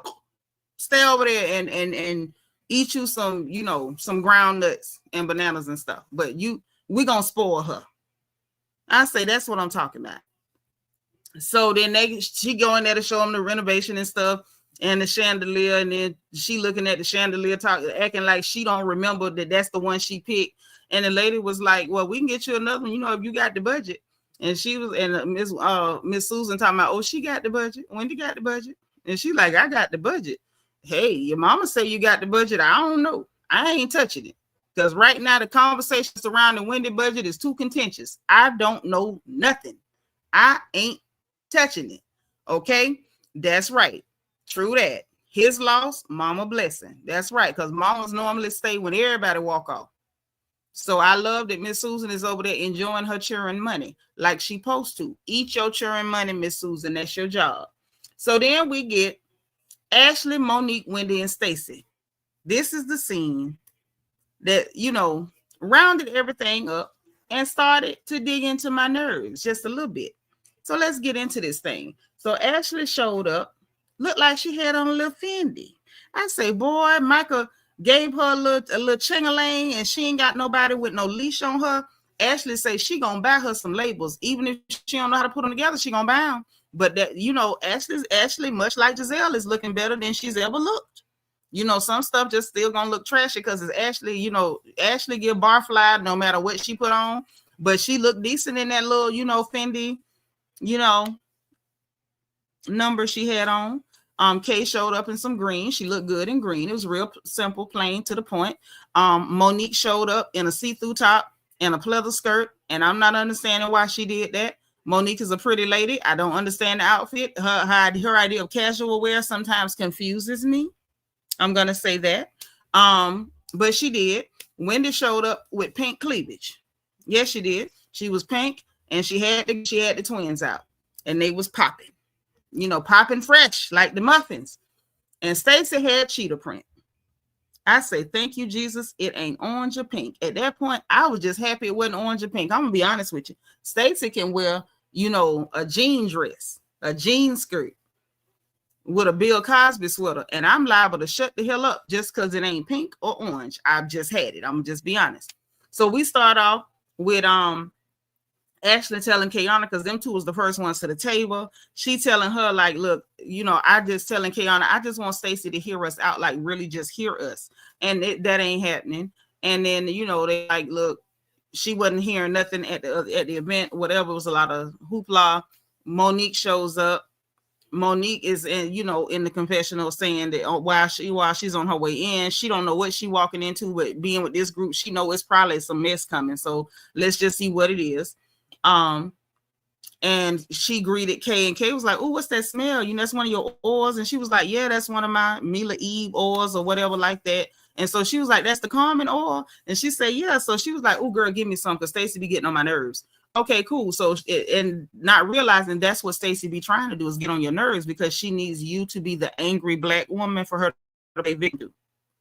Yeah, she wants to play opposite to Keiarna's angry. So I'm a victim, I'm scared of you type bullcrap, right? But I'm the one constantly antagonizing you, but I'm afraid of you. So that had happened. And then, they letting her know, girl, your name came up while we was at Giselle's party. They tell her about what Cookie had said, that Chris had called her, and Stacy had said, Keiarna said, that Cookie said, that Chris said, that Stacy said. Okay, high school, right? But it's a mess. And so then, after all of that, Monique is like, look, girl, they all lie. Chris lied. She say Cookie be lying. So I don't know whether Cookie lied on Monique. Oh, boy, I told y'all what I think. I feel like Monique don't like Cookie because Cookie took Chris' side. But if you met Cookie through Chris, she was going to be on Chris' side. Most women are not for the girls. They for they people. So I feel like she took Chris' side, and that's why Monique basically don't really cut for Cookie. So she say Cookie lie, Stacy lie, and Chris lie. So I don't know, and whatever, right? And you feel like all of them lie. How you know who telling the truth if everybody lied? If everybody involved in some liars, she was like, hey, Stacy could have called and said something, and then Chris twisted it.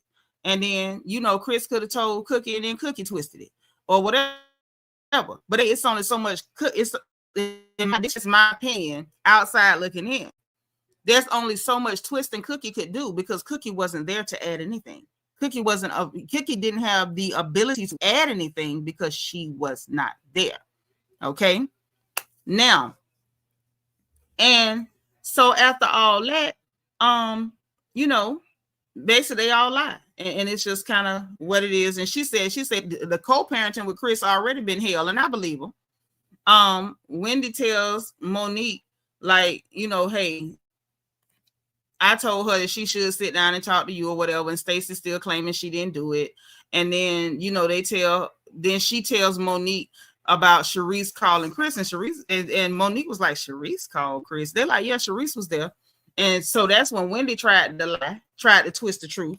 And I'm like, oh no, Wendy, not you getting caught up in the lie games too. See, my mama told me birds of a feather flock together. You got to be careful of the company you keep. But she was like, wait, well, Sharice called Chris, and Chris said no. Chris did not say no. Chris gave us a moment of silence and said, I don't know nothing about that. He did not say no. And Sharice asked him bluntly, yes or no. We got a moment of silence. I don't know nothing about that. Right. So anyway, then Wendy tells Keiarna, well, Stacy, says she don't feel safe around you. And and so when Stacy gets there or whatever, she walks in again looking like a deer in the headlights, because of course she's already ready to play victim with the Black women, these Black American women. And I'm like, yeah, Monique, be careful, because you're gonna be the next Black American woman that she's gonna claim is aggressive and is scary, and she's so afraid of you, and I don't feel safe around her. So she pulled that crap. Monique stood up and greeted her and hugged her like, listen, we come in peace, and hugged her. And I thought that was masterful. But Keiarna don't have that much grace or elegance. She don't even know how to deal with somebody like that, right? And so Stacy sits down and she's like, well, I want to talk with her without, she basically want to talk with Monique without Ashley or Keiarna present. Monique clocked it, actually. I don't know how many of y'all caught that, but Monique clocked it because Monique was like, I actually prefer for everybody to kind of give me all the information at once. I don't like having to go back and forth between people, which is true. When you playing a game of who's the liar, you need all parties in the room so that way nobody can lie. That way it's just straight up. No, you told me this. So if it's a lie, you told it. You told me that. So if it's a lie, you told it. But not, Stacy don't want that. Stacy wants to get one person here and one person there so she can tell one person this lie, one person that lie. And if anybody calls her on her lies, she can say, I'm a victim and y'all are ganging up on me. I already see your game. I know your type. So anyway, Keiarna did, she was like, I'm going to the bar. I'll see you later. And they was like, no. She was like, because I don't really care that much. I'm going to the bar. Ashley ain't went nowhere. Ashley was like, I'm staying right here. Because Ashley say, look, I ain't got no storyline. The best I got is the mess, and I'm not finna leave none of the mess. So Stacy didn't get her way with that. And she didn't get her way with Keiarna because Keiarna didn't take the bait and go off or whatever. She just was like, girl, I'm going to the bar. And I thought that was real cool of her to just go to the bar. So anyway, then she gonna show messages talking about they from Chris. Oh, me and my daughter did this magazine cover, and he texted and said beautiful. Then he said, oh, thank you would be in order or something, but was trying to make it look like he was just messaging her and she wasn't responding back. Girl. And I'm with Ashley on this one. I hate to agree with Ashley Darby either. But Ashley was like, girl, we know how text messages work. We know you can delete your messages. Like, girl, ain't nobody buying that, oh, he was just stalking you. It wasn't the other way around. He was stalking you, right? Of course, and then, you know, during the whole exchange, she's telling Monique, oh, she never dated him. And Mo was like, well, I thought you dated him, you know? Oh, no. But the only thing Monique was saying was like, look, I don't kick it with people that's cool with my ex. Like, if that's your people, that's your people. But I don't kick it with people that's cool with him. Oh, no. We never dated. Blase squaze. Okay, right? So, we get through all that. The next thing you know, you got Wendy. I thought Wendy was just going just keep co-signing, but she said she put on her detective wig. Let me put the StreamYard in the chat because I feel like somebody might have some thoughts, and I want to hear whatever your thoughts are. Like I do. I personally want to hear your thoughts. The situation. She said that it could be Keiarna. She's like, Keiarna's a suspect because why is she talking to Cookie? Obviously, she's talking to Cookie because she's friends with Karen. Like, wake up. Why is she talking with Cookie? And then she was like, Angel could be a suspect because she's married to Bobby, and she said that Chris was Bobby's mentor or something to that effect. And she could have said something to Bobby, and Bobby could have told Chris. That doesn't make sense because Angel was there. So Angel would have had to call Bobby from the place. Bobby would have to be such a woman that he was going to run to call Chris.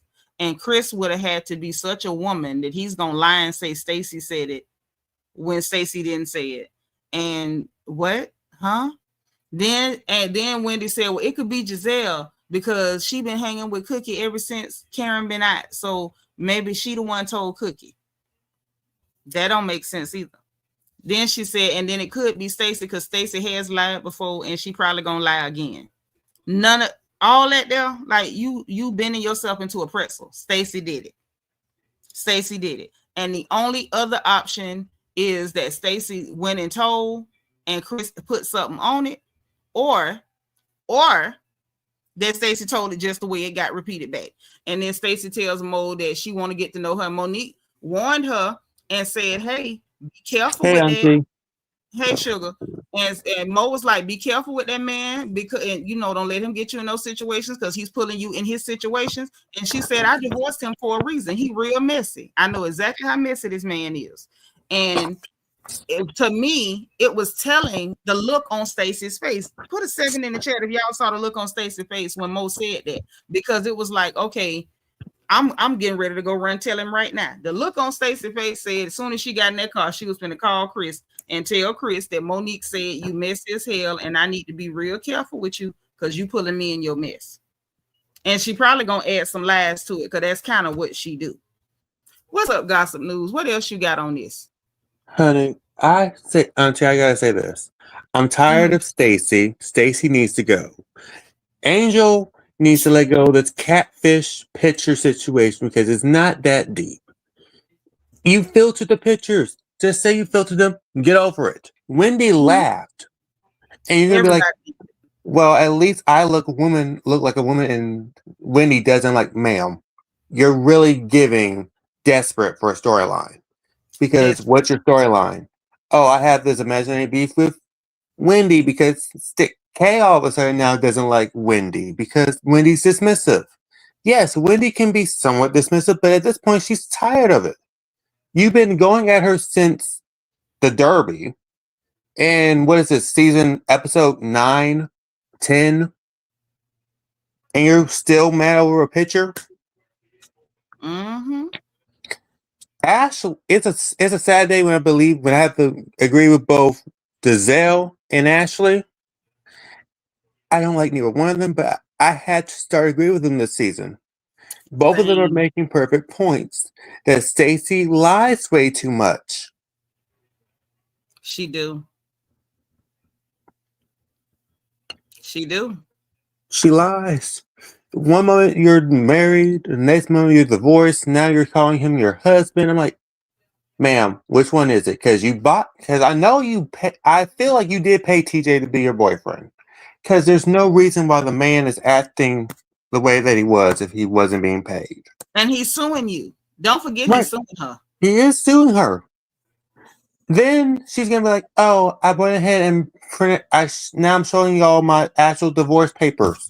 They weren't certified. They weren't stamped with approval. Now all of a sudden you're like, oh yeah, this is my husband. I want you to meet my husband, but I don't want to let everyone see him. I want Tia to meet him. Then you got mad at Tia because she told Wendy what you said. You said that he was going out of town and that you didn't trust the other women around your husband. But now you're now criticizing the Kay about the fact that she hasn't got a man, but you also have a husband. You both got man. Just because you haven't got a ring. Right. Talking about I have a husband and a ring. Do you though? Because you told us y'all was divorced. Look, I'll tell you what she has. She has a man that can't cook. She can't cook her piece of bland. And if I was ever friends with Stacy, I'm not eating at her place. Nope. Nope. Can't do it. First of all, I'm not eating at nobody's house that's musky or got bad breath. I'm not doing it. Look, I need her to get a life supply of mints. Hell. She better get some Bath and Body Works because Miss Vivian say she brought them dresses back Mursky. Oh, yeah, no. Look, I need them at the reunion to have a bowl of mints just in front of Stacy, and before they leave, hand her a basket of Bath and Body Works body wash, perfume, everything. Be like, and some Febreze in case she borrowing dresses again. Febreze them dresses before you take them back. Don't just go take them back smelling like that. That's just shameful. Mm-hmm. I'm wondering, why do we have Stacy and Ashley back? We could have got Vivian to replace freaking. No, Vivian didn't want to be on that show. They tried that, remember? Vivian don't want to be on that show. That is true. Vivian is not interested. Now I will say this: at least Ashley can bring some gossip and keep everybody fighting. It is true. That's her one job. That's her one job. She ain't got but the one. And I won't. If she'll agree to stop singing, I can agree that she can just do that. Just stop singing. Look. When I heard that she was singing again, I'm like, Ashley, just do the TikTok dances. I don't want to hear you sing because every time you start singing, my eardrums feel like they're bleeding. Oh my goodness!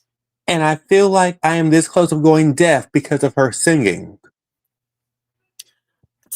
I just cringe really hard. You know when you cringe real hard, like your back almost bend in the wrong direction? Mm-hmm. That's what happened when she was up there singing at those poor children. What she said, a thriving and surviving or whatever. Yes, thriving and surviving. Thriving or something. I was like, stop it.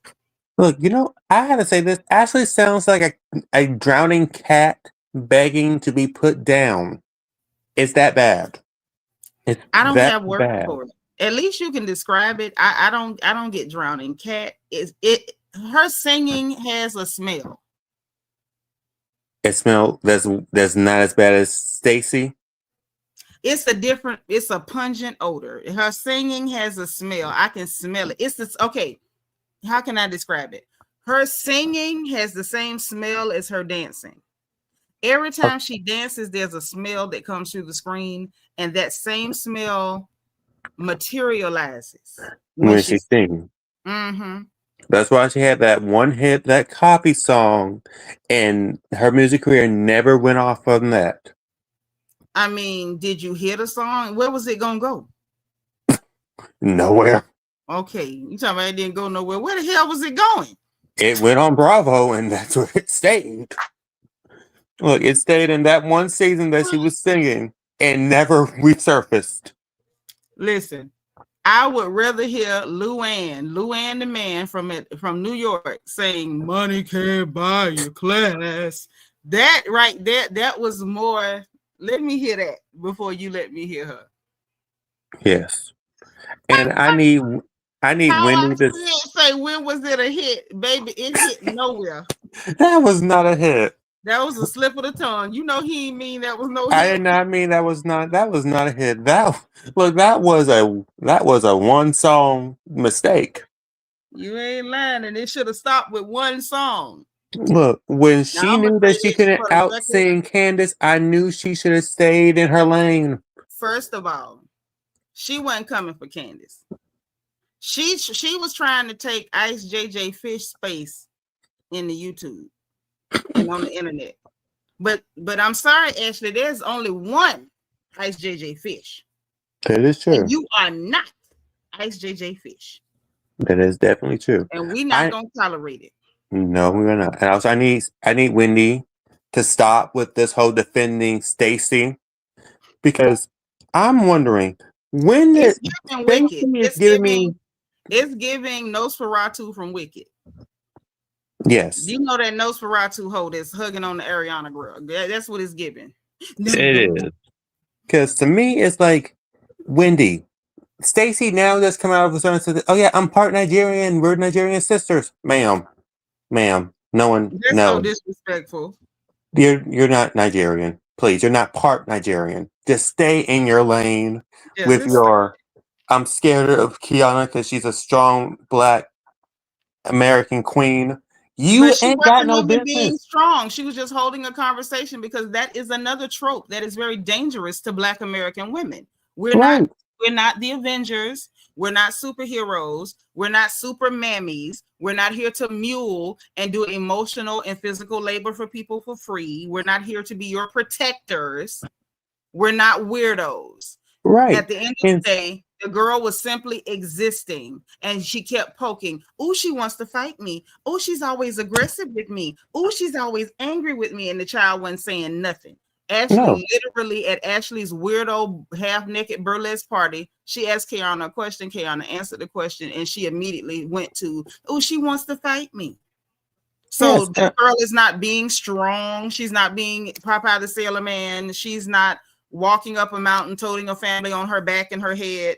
She's just existing, and she's being attacked for her Blackness, and she's having her Blackness and white supremacy talking points weaponized against her by another Black woman who thinks that she could put on a wig and screw her way into somebody else's ethnic group. Now that's what the hell is going on. Yes, I need Kay to leave Greg in the dust. No, how I see it, Stacy is always in the wrong. She's trash.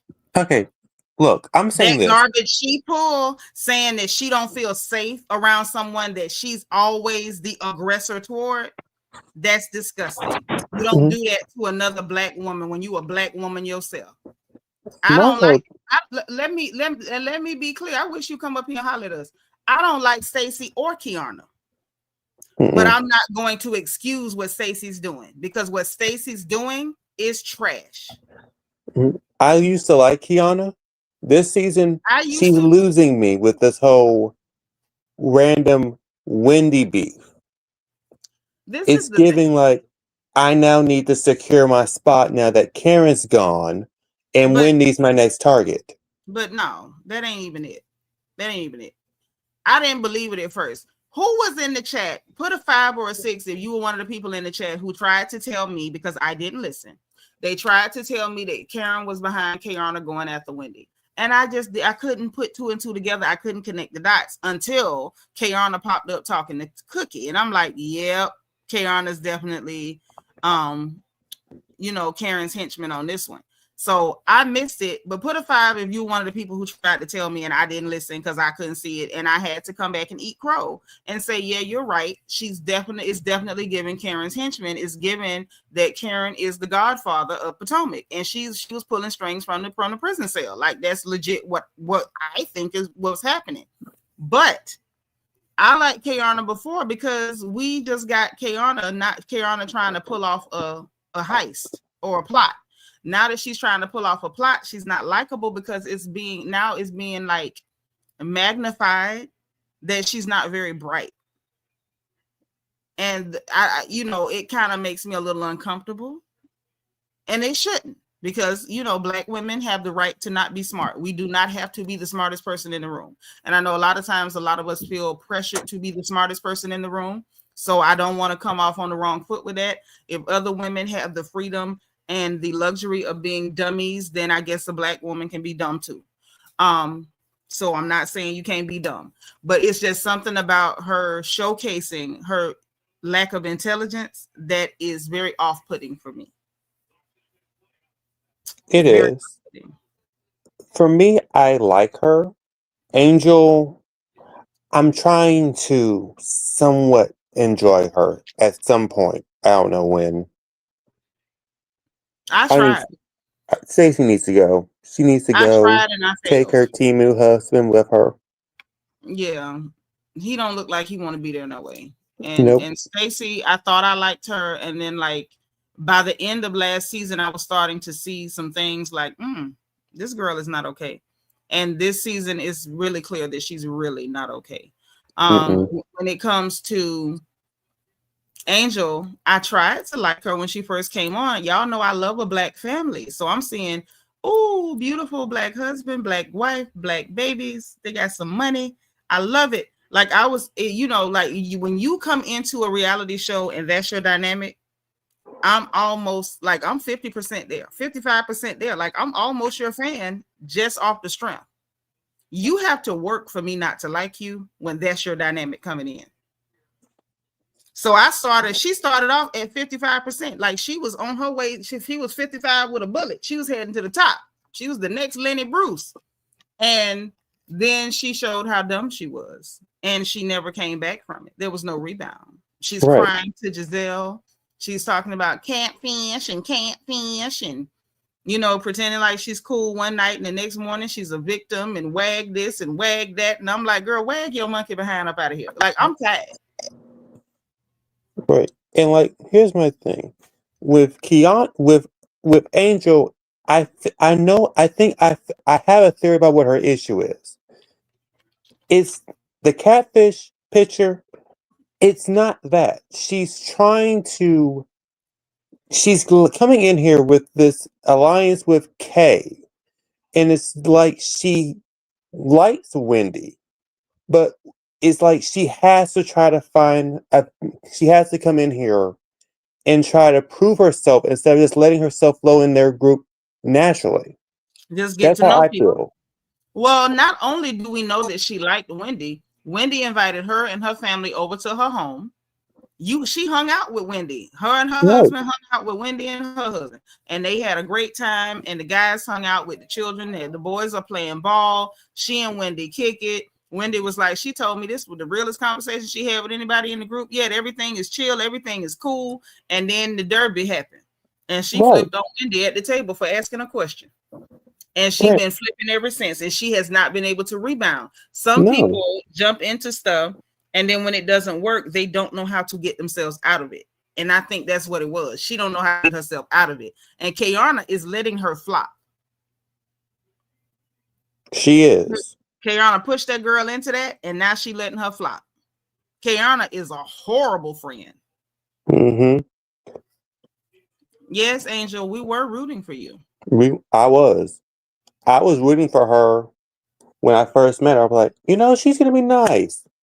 Then the Darby, then Catfish. I'm like, and the fact that she can't leave the goddamn catfish alone. no. Giselle said it, but you're mad at Wendy for laughing. And it's so funny that her story even changed, because at first Giselle said it and you're mad that Giselle said it. But in the beginning, if y'all recall, she was angry with Wendy for laughing. Now she's twisted it to Wendy said catfish. Wendy ain't said no catfish. You know what the real thing that annoyed me with Angel? Mm-hmm. At Wendy's party, she was enjoying herself when Keiarna wasn't there. The next day, she's like, yeah, I thought about it, and now I'm still mad. I'm like, you were just kicking and laughing with them all last night. How do you go overnight and now all of a sudden, now you're mad again? Yep. It's giving, you went to Keiarna, you talked to her. I told you to be mad. Yes, because Keiarna said, I hope you're not having fun with them. And in her brain, she's like, I can't let Keiarna know this, so I'm going to go and now have an issue with Giselle again. Yep. And then pull Wendy into it because I can't fight Giselle, but I can go argue with Wendy. Yep. And but then get mad when Wendy decides to dismiss you. This episode here, Wendy embarrassed the hell out of that girl. Hold on, Belicious say Ashley always trying to set somebody up to get knocked upside the head. She really want Monique to go upside Stacy's head. I can't stand her big forehead tail. I know that's right. She did want Mo to pop her, but Mo seems to be in a very centered, peaceful, placid place in her life. Like, she ain't no turbulence in her energy right now, and that's cool. But I'm just glad that she told Stacy, like, girl, basically she let Stacy know, oh, I know he pulled you in it. Like, ain't no, oh, I didn't talk to him, oh, we not cool. Mo let her know, like, girl, this man is messy. I know exactly how messy this man is, and he's pulling you in his stuff. Be careful with that one, with that situation. I divorced him for a reason. And that look on Stacy's face, it gave me, she know I'm lying, and I'm gonna go tell Chris what she said. That's what her face said to me. It is. Yes, I'm proud of Mo too. I am. Monique. I am proud. I'm proud of her. I'm liking her this season. She has elevated. She is above the fray, and I like it. But I need Stacy to learn.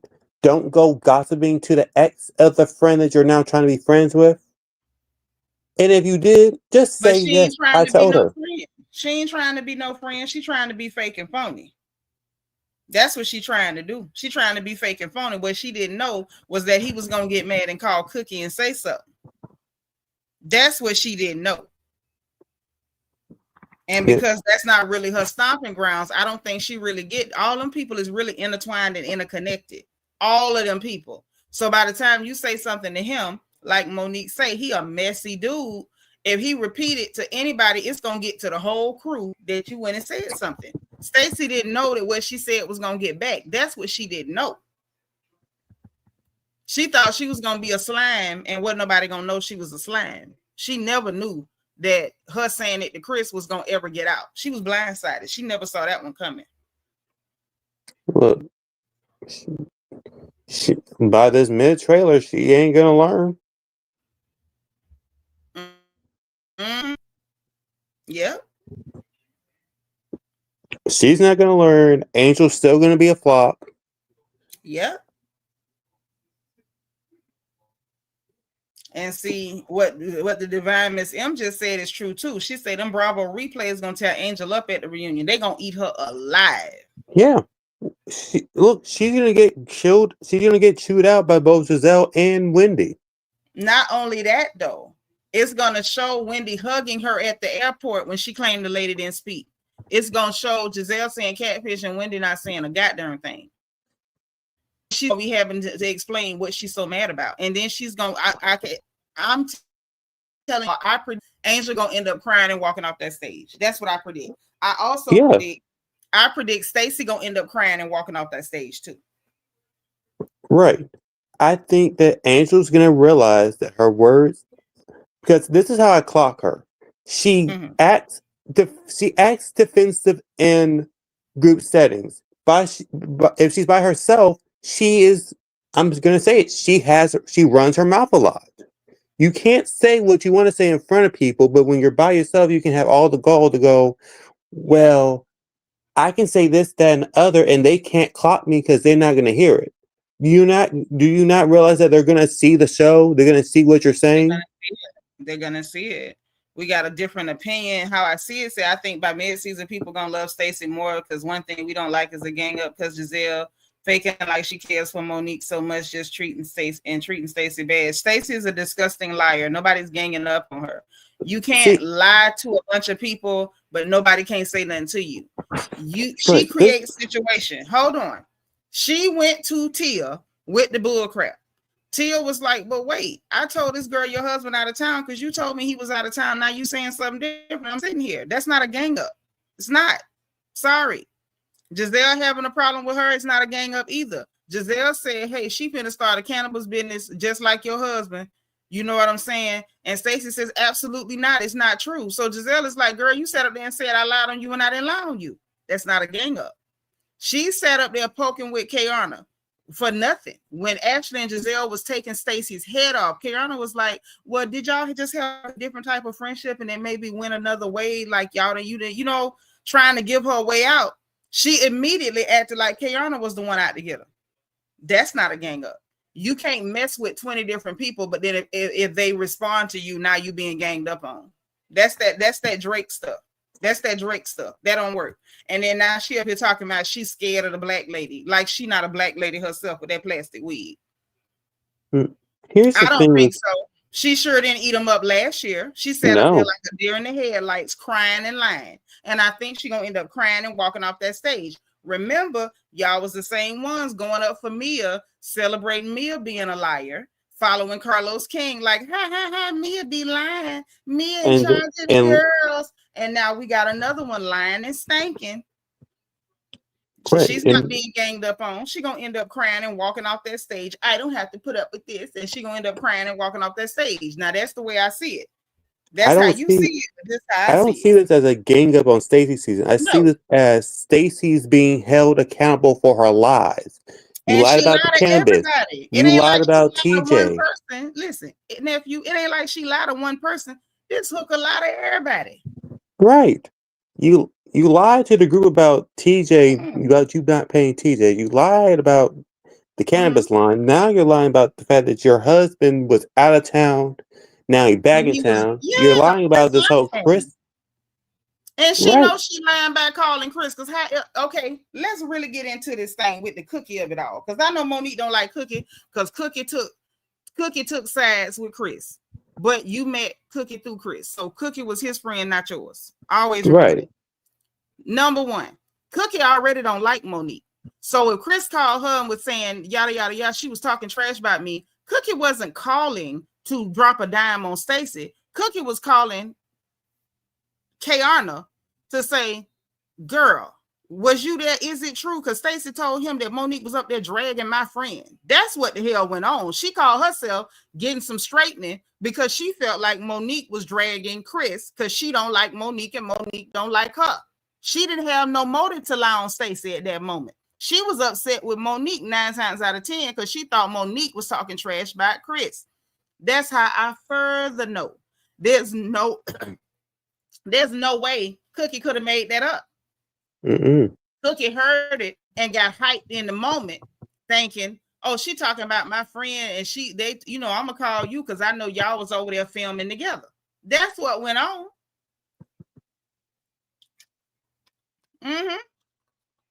I agree.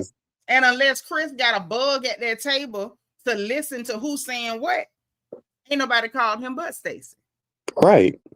And I'm sorry, this is one time when I'm gonna have to agree with Giselle, and I won't say never, but I almost never agree with her. That's trash. You don't sit down with somebody like she told them girls. Y'all weren't there when Monique was still with her husband.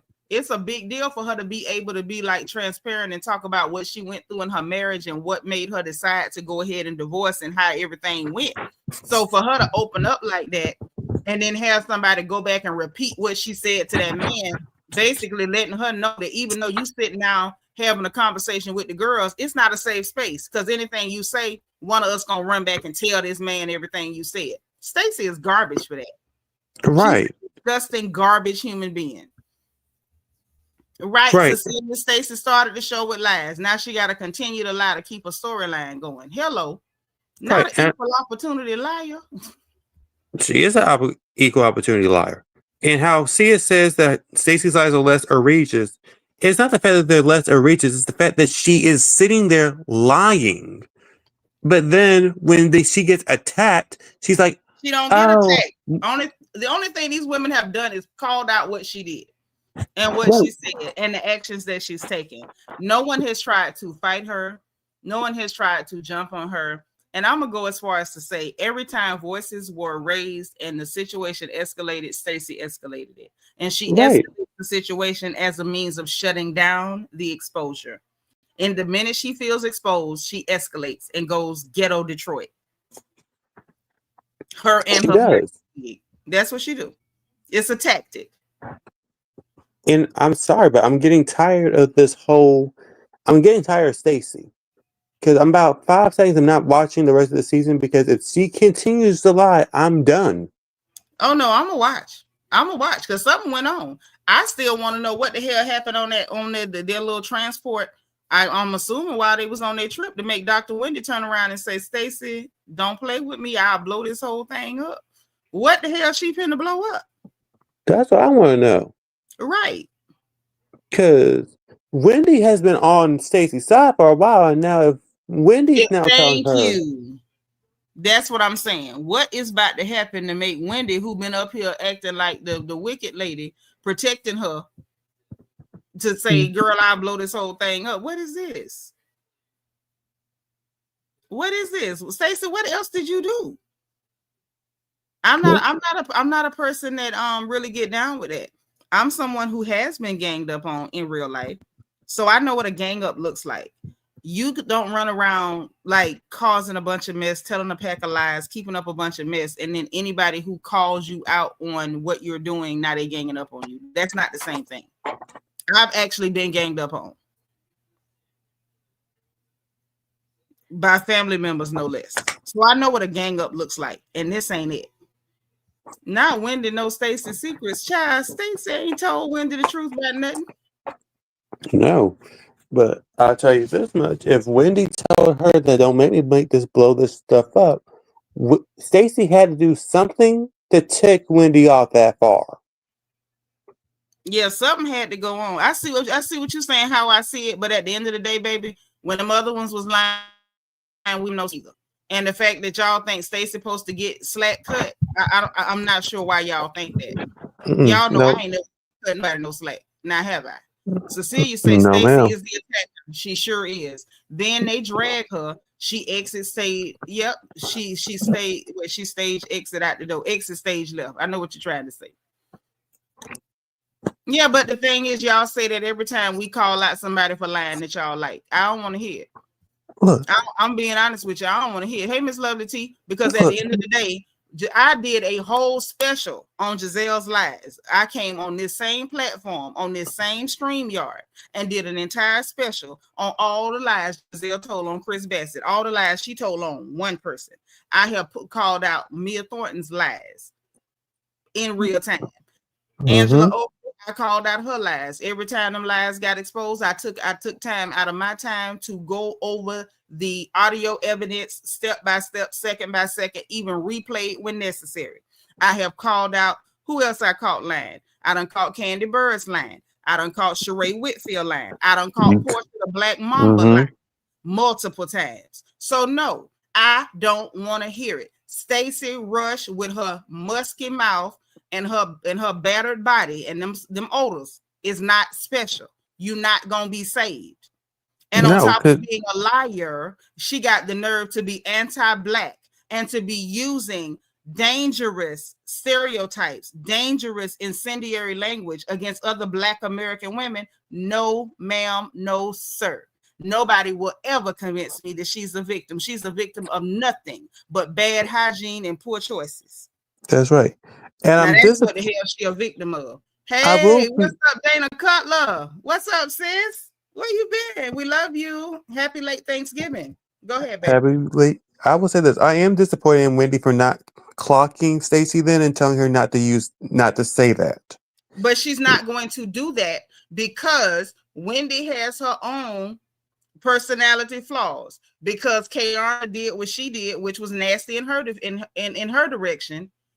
Because calling that out would actually help Keiarna, she's not going to call it out. She ain't gonna call it out.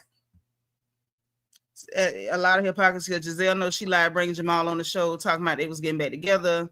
No, but she not judging Stacy for bringing T-Mo on the show and TJ on the show and all of that. That ain't got nothing to do with it. And at the end of the day, Monique called Giselle out at the reunion in grand fashion, and we all kikied and ha-ha'd. So when you kikied and ha-ha'd about Giselle and the binder and being brought out with Pastor Holy Whore and him slinging his big D all through the congregation and having side children. Hold on, I'm gonna need you to kiki and ha-ha through this one too. That hoe ain't special. She ain't special. I don't give a darn how much she imitate Edith Bunker when she talk.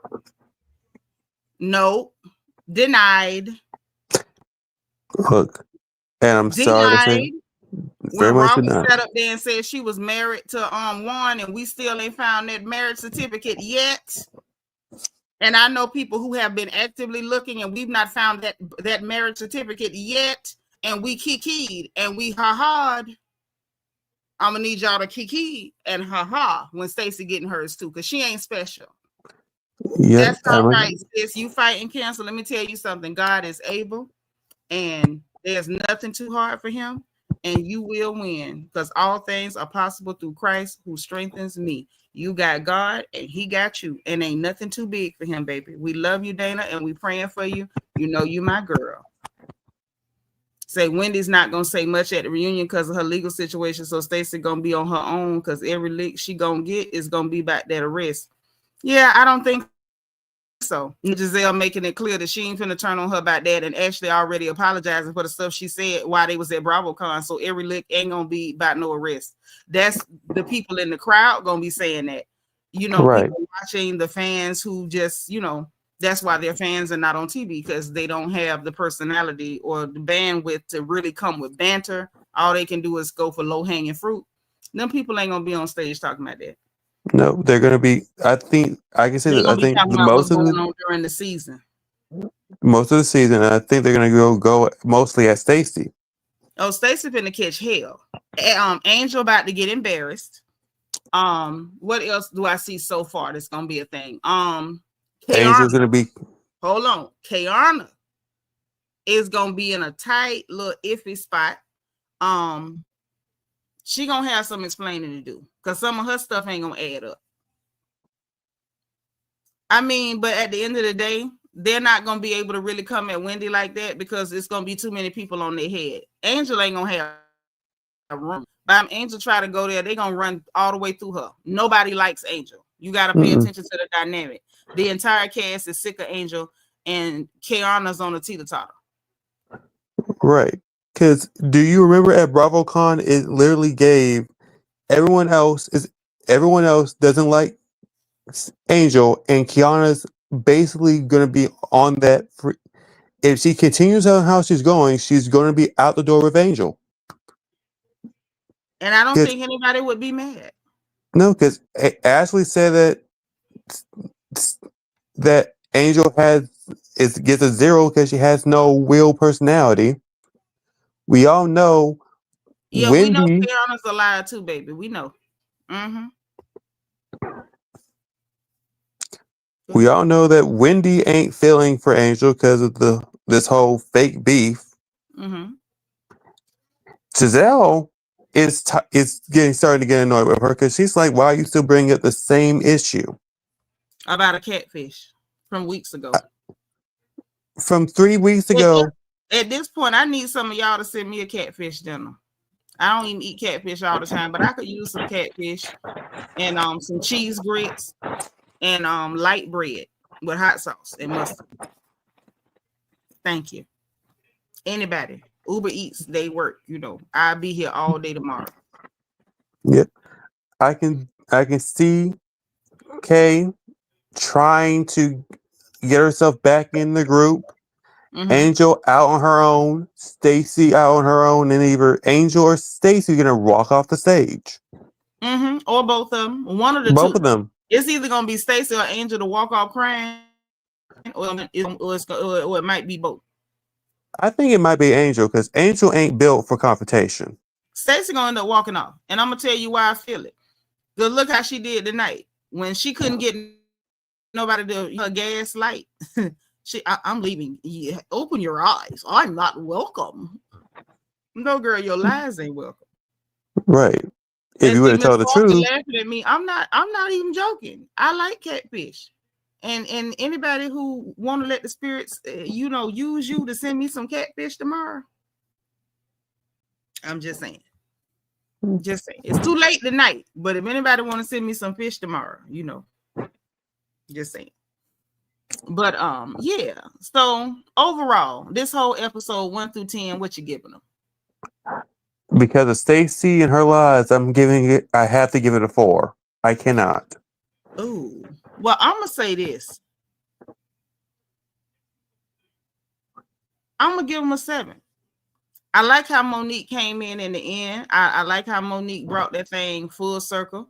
I enjoyed the fact that she left Stacy stuck, and she did it in such a graceful and elegant way, so eloquent that there was nothing that Whore could say. Her face told on her, you did it. And you know that this woman knows you did it. And now you know that she don't care that you did it. Instead, what she did was warn you about that man. She warned you about it. So that way you don't that way you don't ever get to thinking you can pretend like she's dangerous and you have to be afraid of her, and you don't have to go tell people you don't feel safe around her, because she was walking in there trying to act like she was scary, and Monique completely disarmed her immediately by hugging that hoe and say, girl, we come in peace. Come on, sit down. Like, right. She took everything from her. So I'm gonna give them a hot 7. Cecilia Norwood give them a 5, 6. I could see it. What else? I can bump it. Hold on, everybody in the chat, 1 through 10. What y'all giving them? Go ahead, boo. Because of Monique in the final scene, I can bump them up to an 8.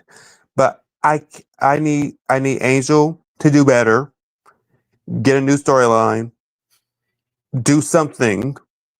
Stacy, I need you to stand in your truth and stop with the lies, or get off my screen. And take your husband and your stinky breath and your musty clothes with you. And a little RHOP.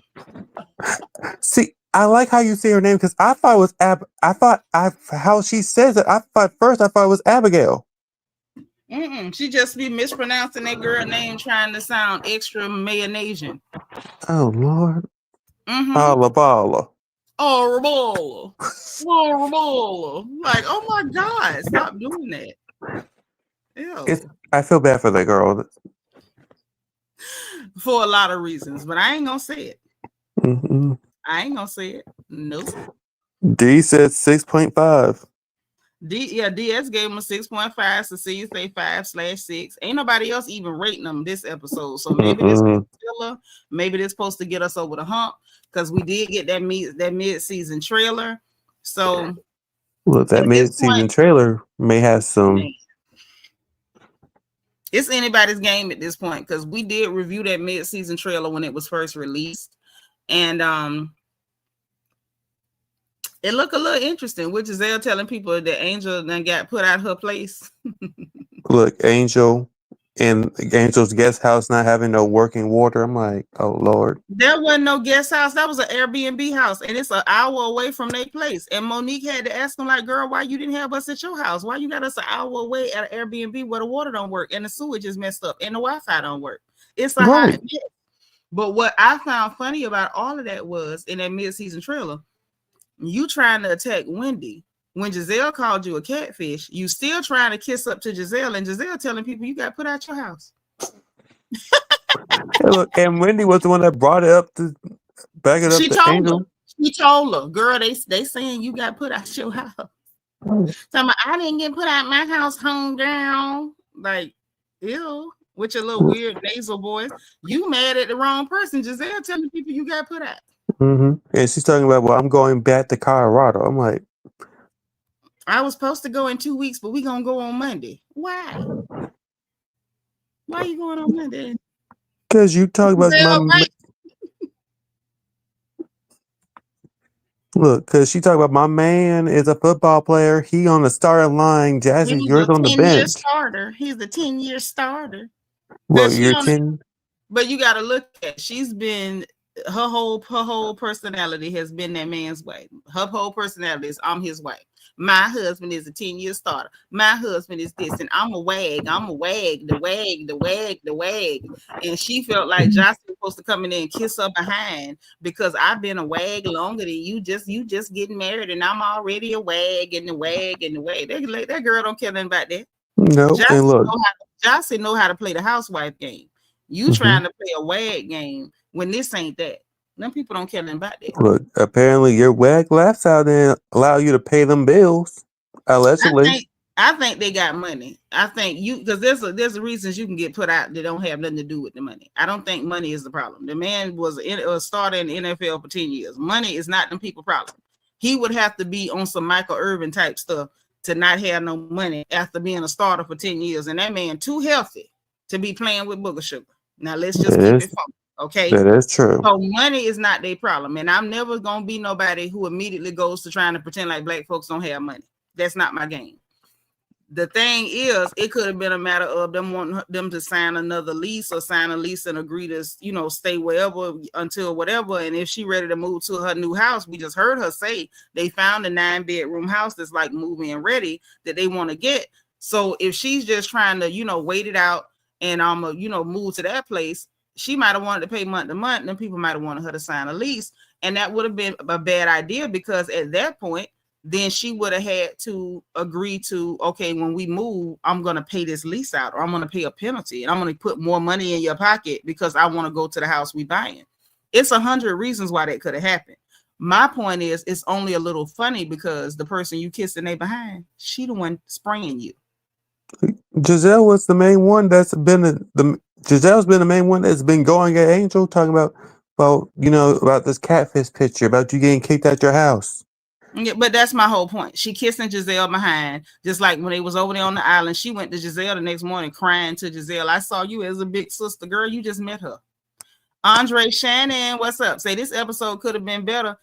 Keiarna needs own. She is messy. Dr. Wendy is being dismissive to Angle. She was supposed to dismiss that goofy hoe. You come and accuse me of, hold on. You come and accuse me of some stupid stuff I ain't did. I'm going to dismiss you too. I'm not going to entertain nothing stupid and I know I ain't did nothing. That don't make no sense.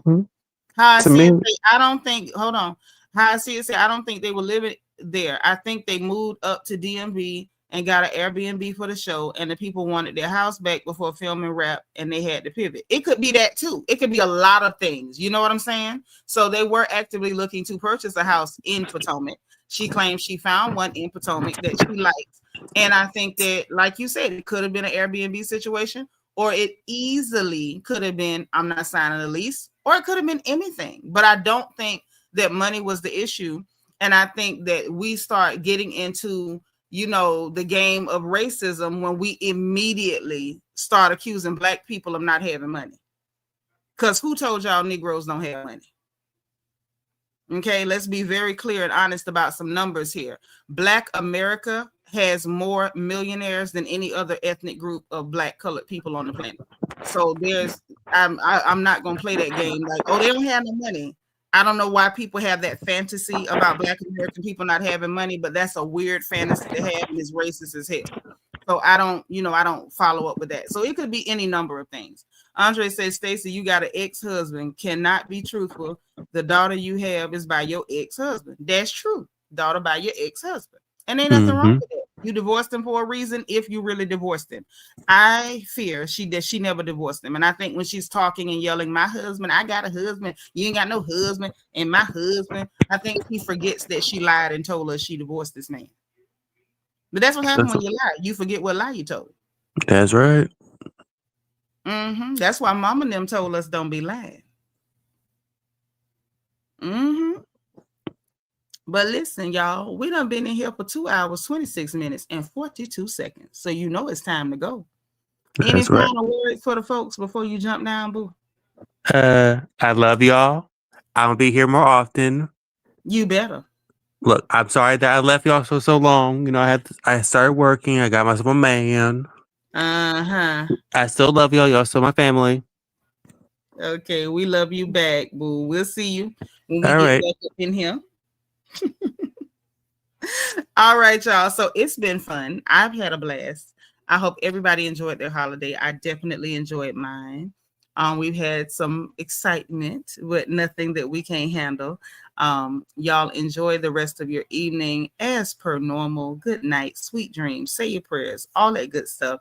And you know what time it is. If you didn't hit that like button on the way in, make sure you hit the like button.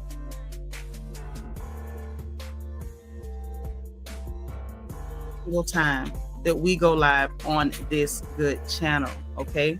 And if you're in Discord, and I hope you're in Discord, my people in Discord always know because I always tell my fam in there first, okay? Also, I want to say a special thank you to Adrienne Marie.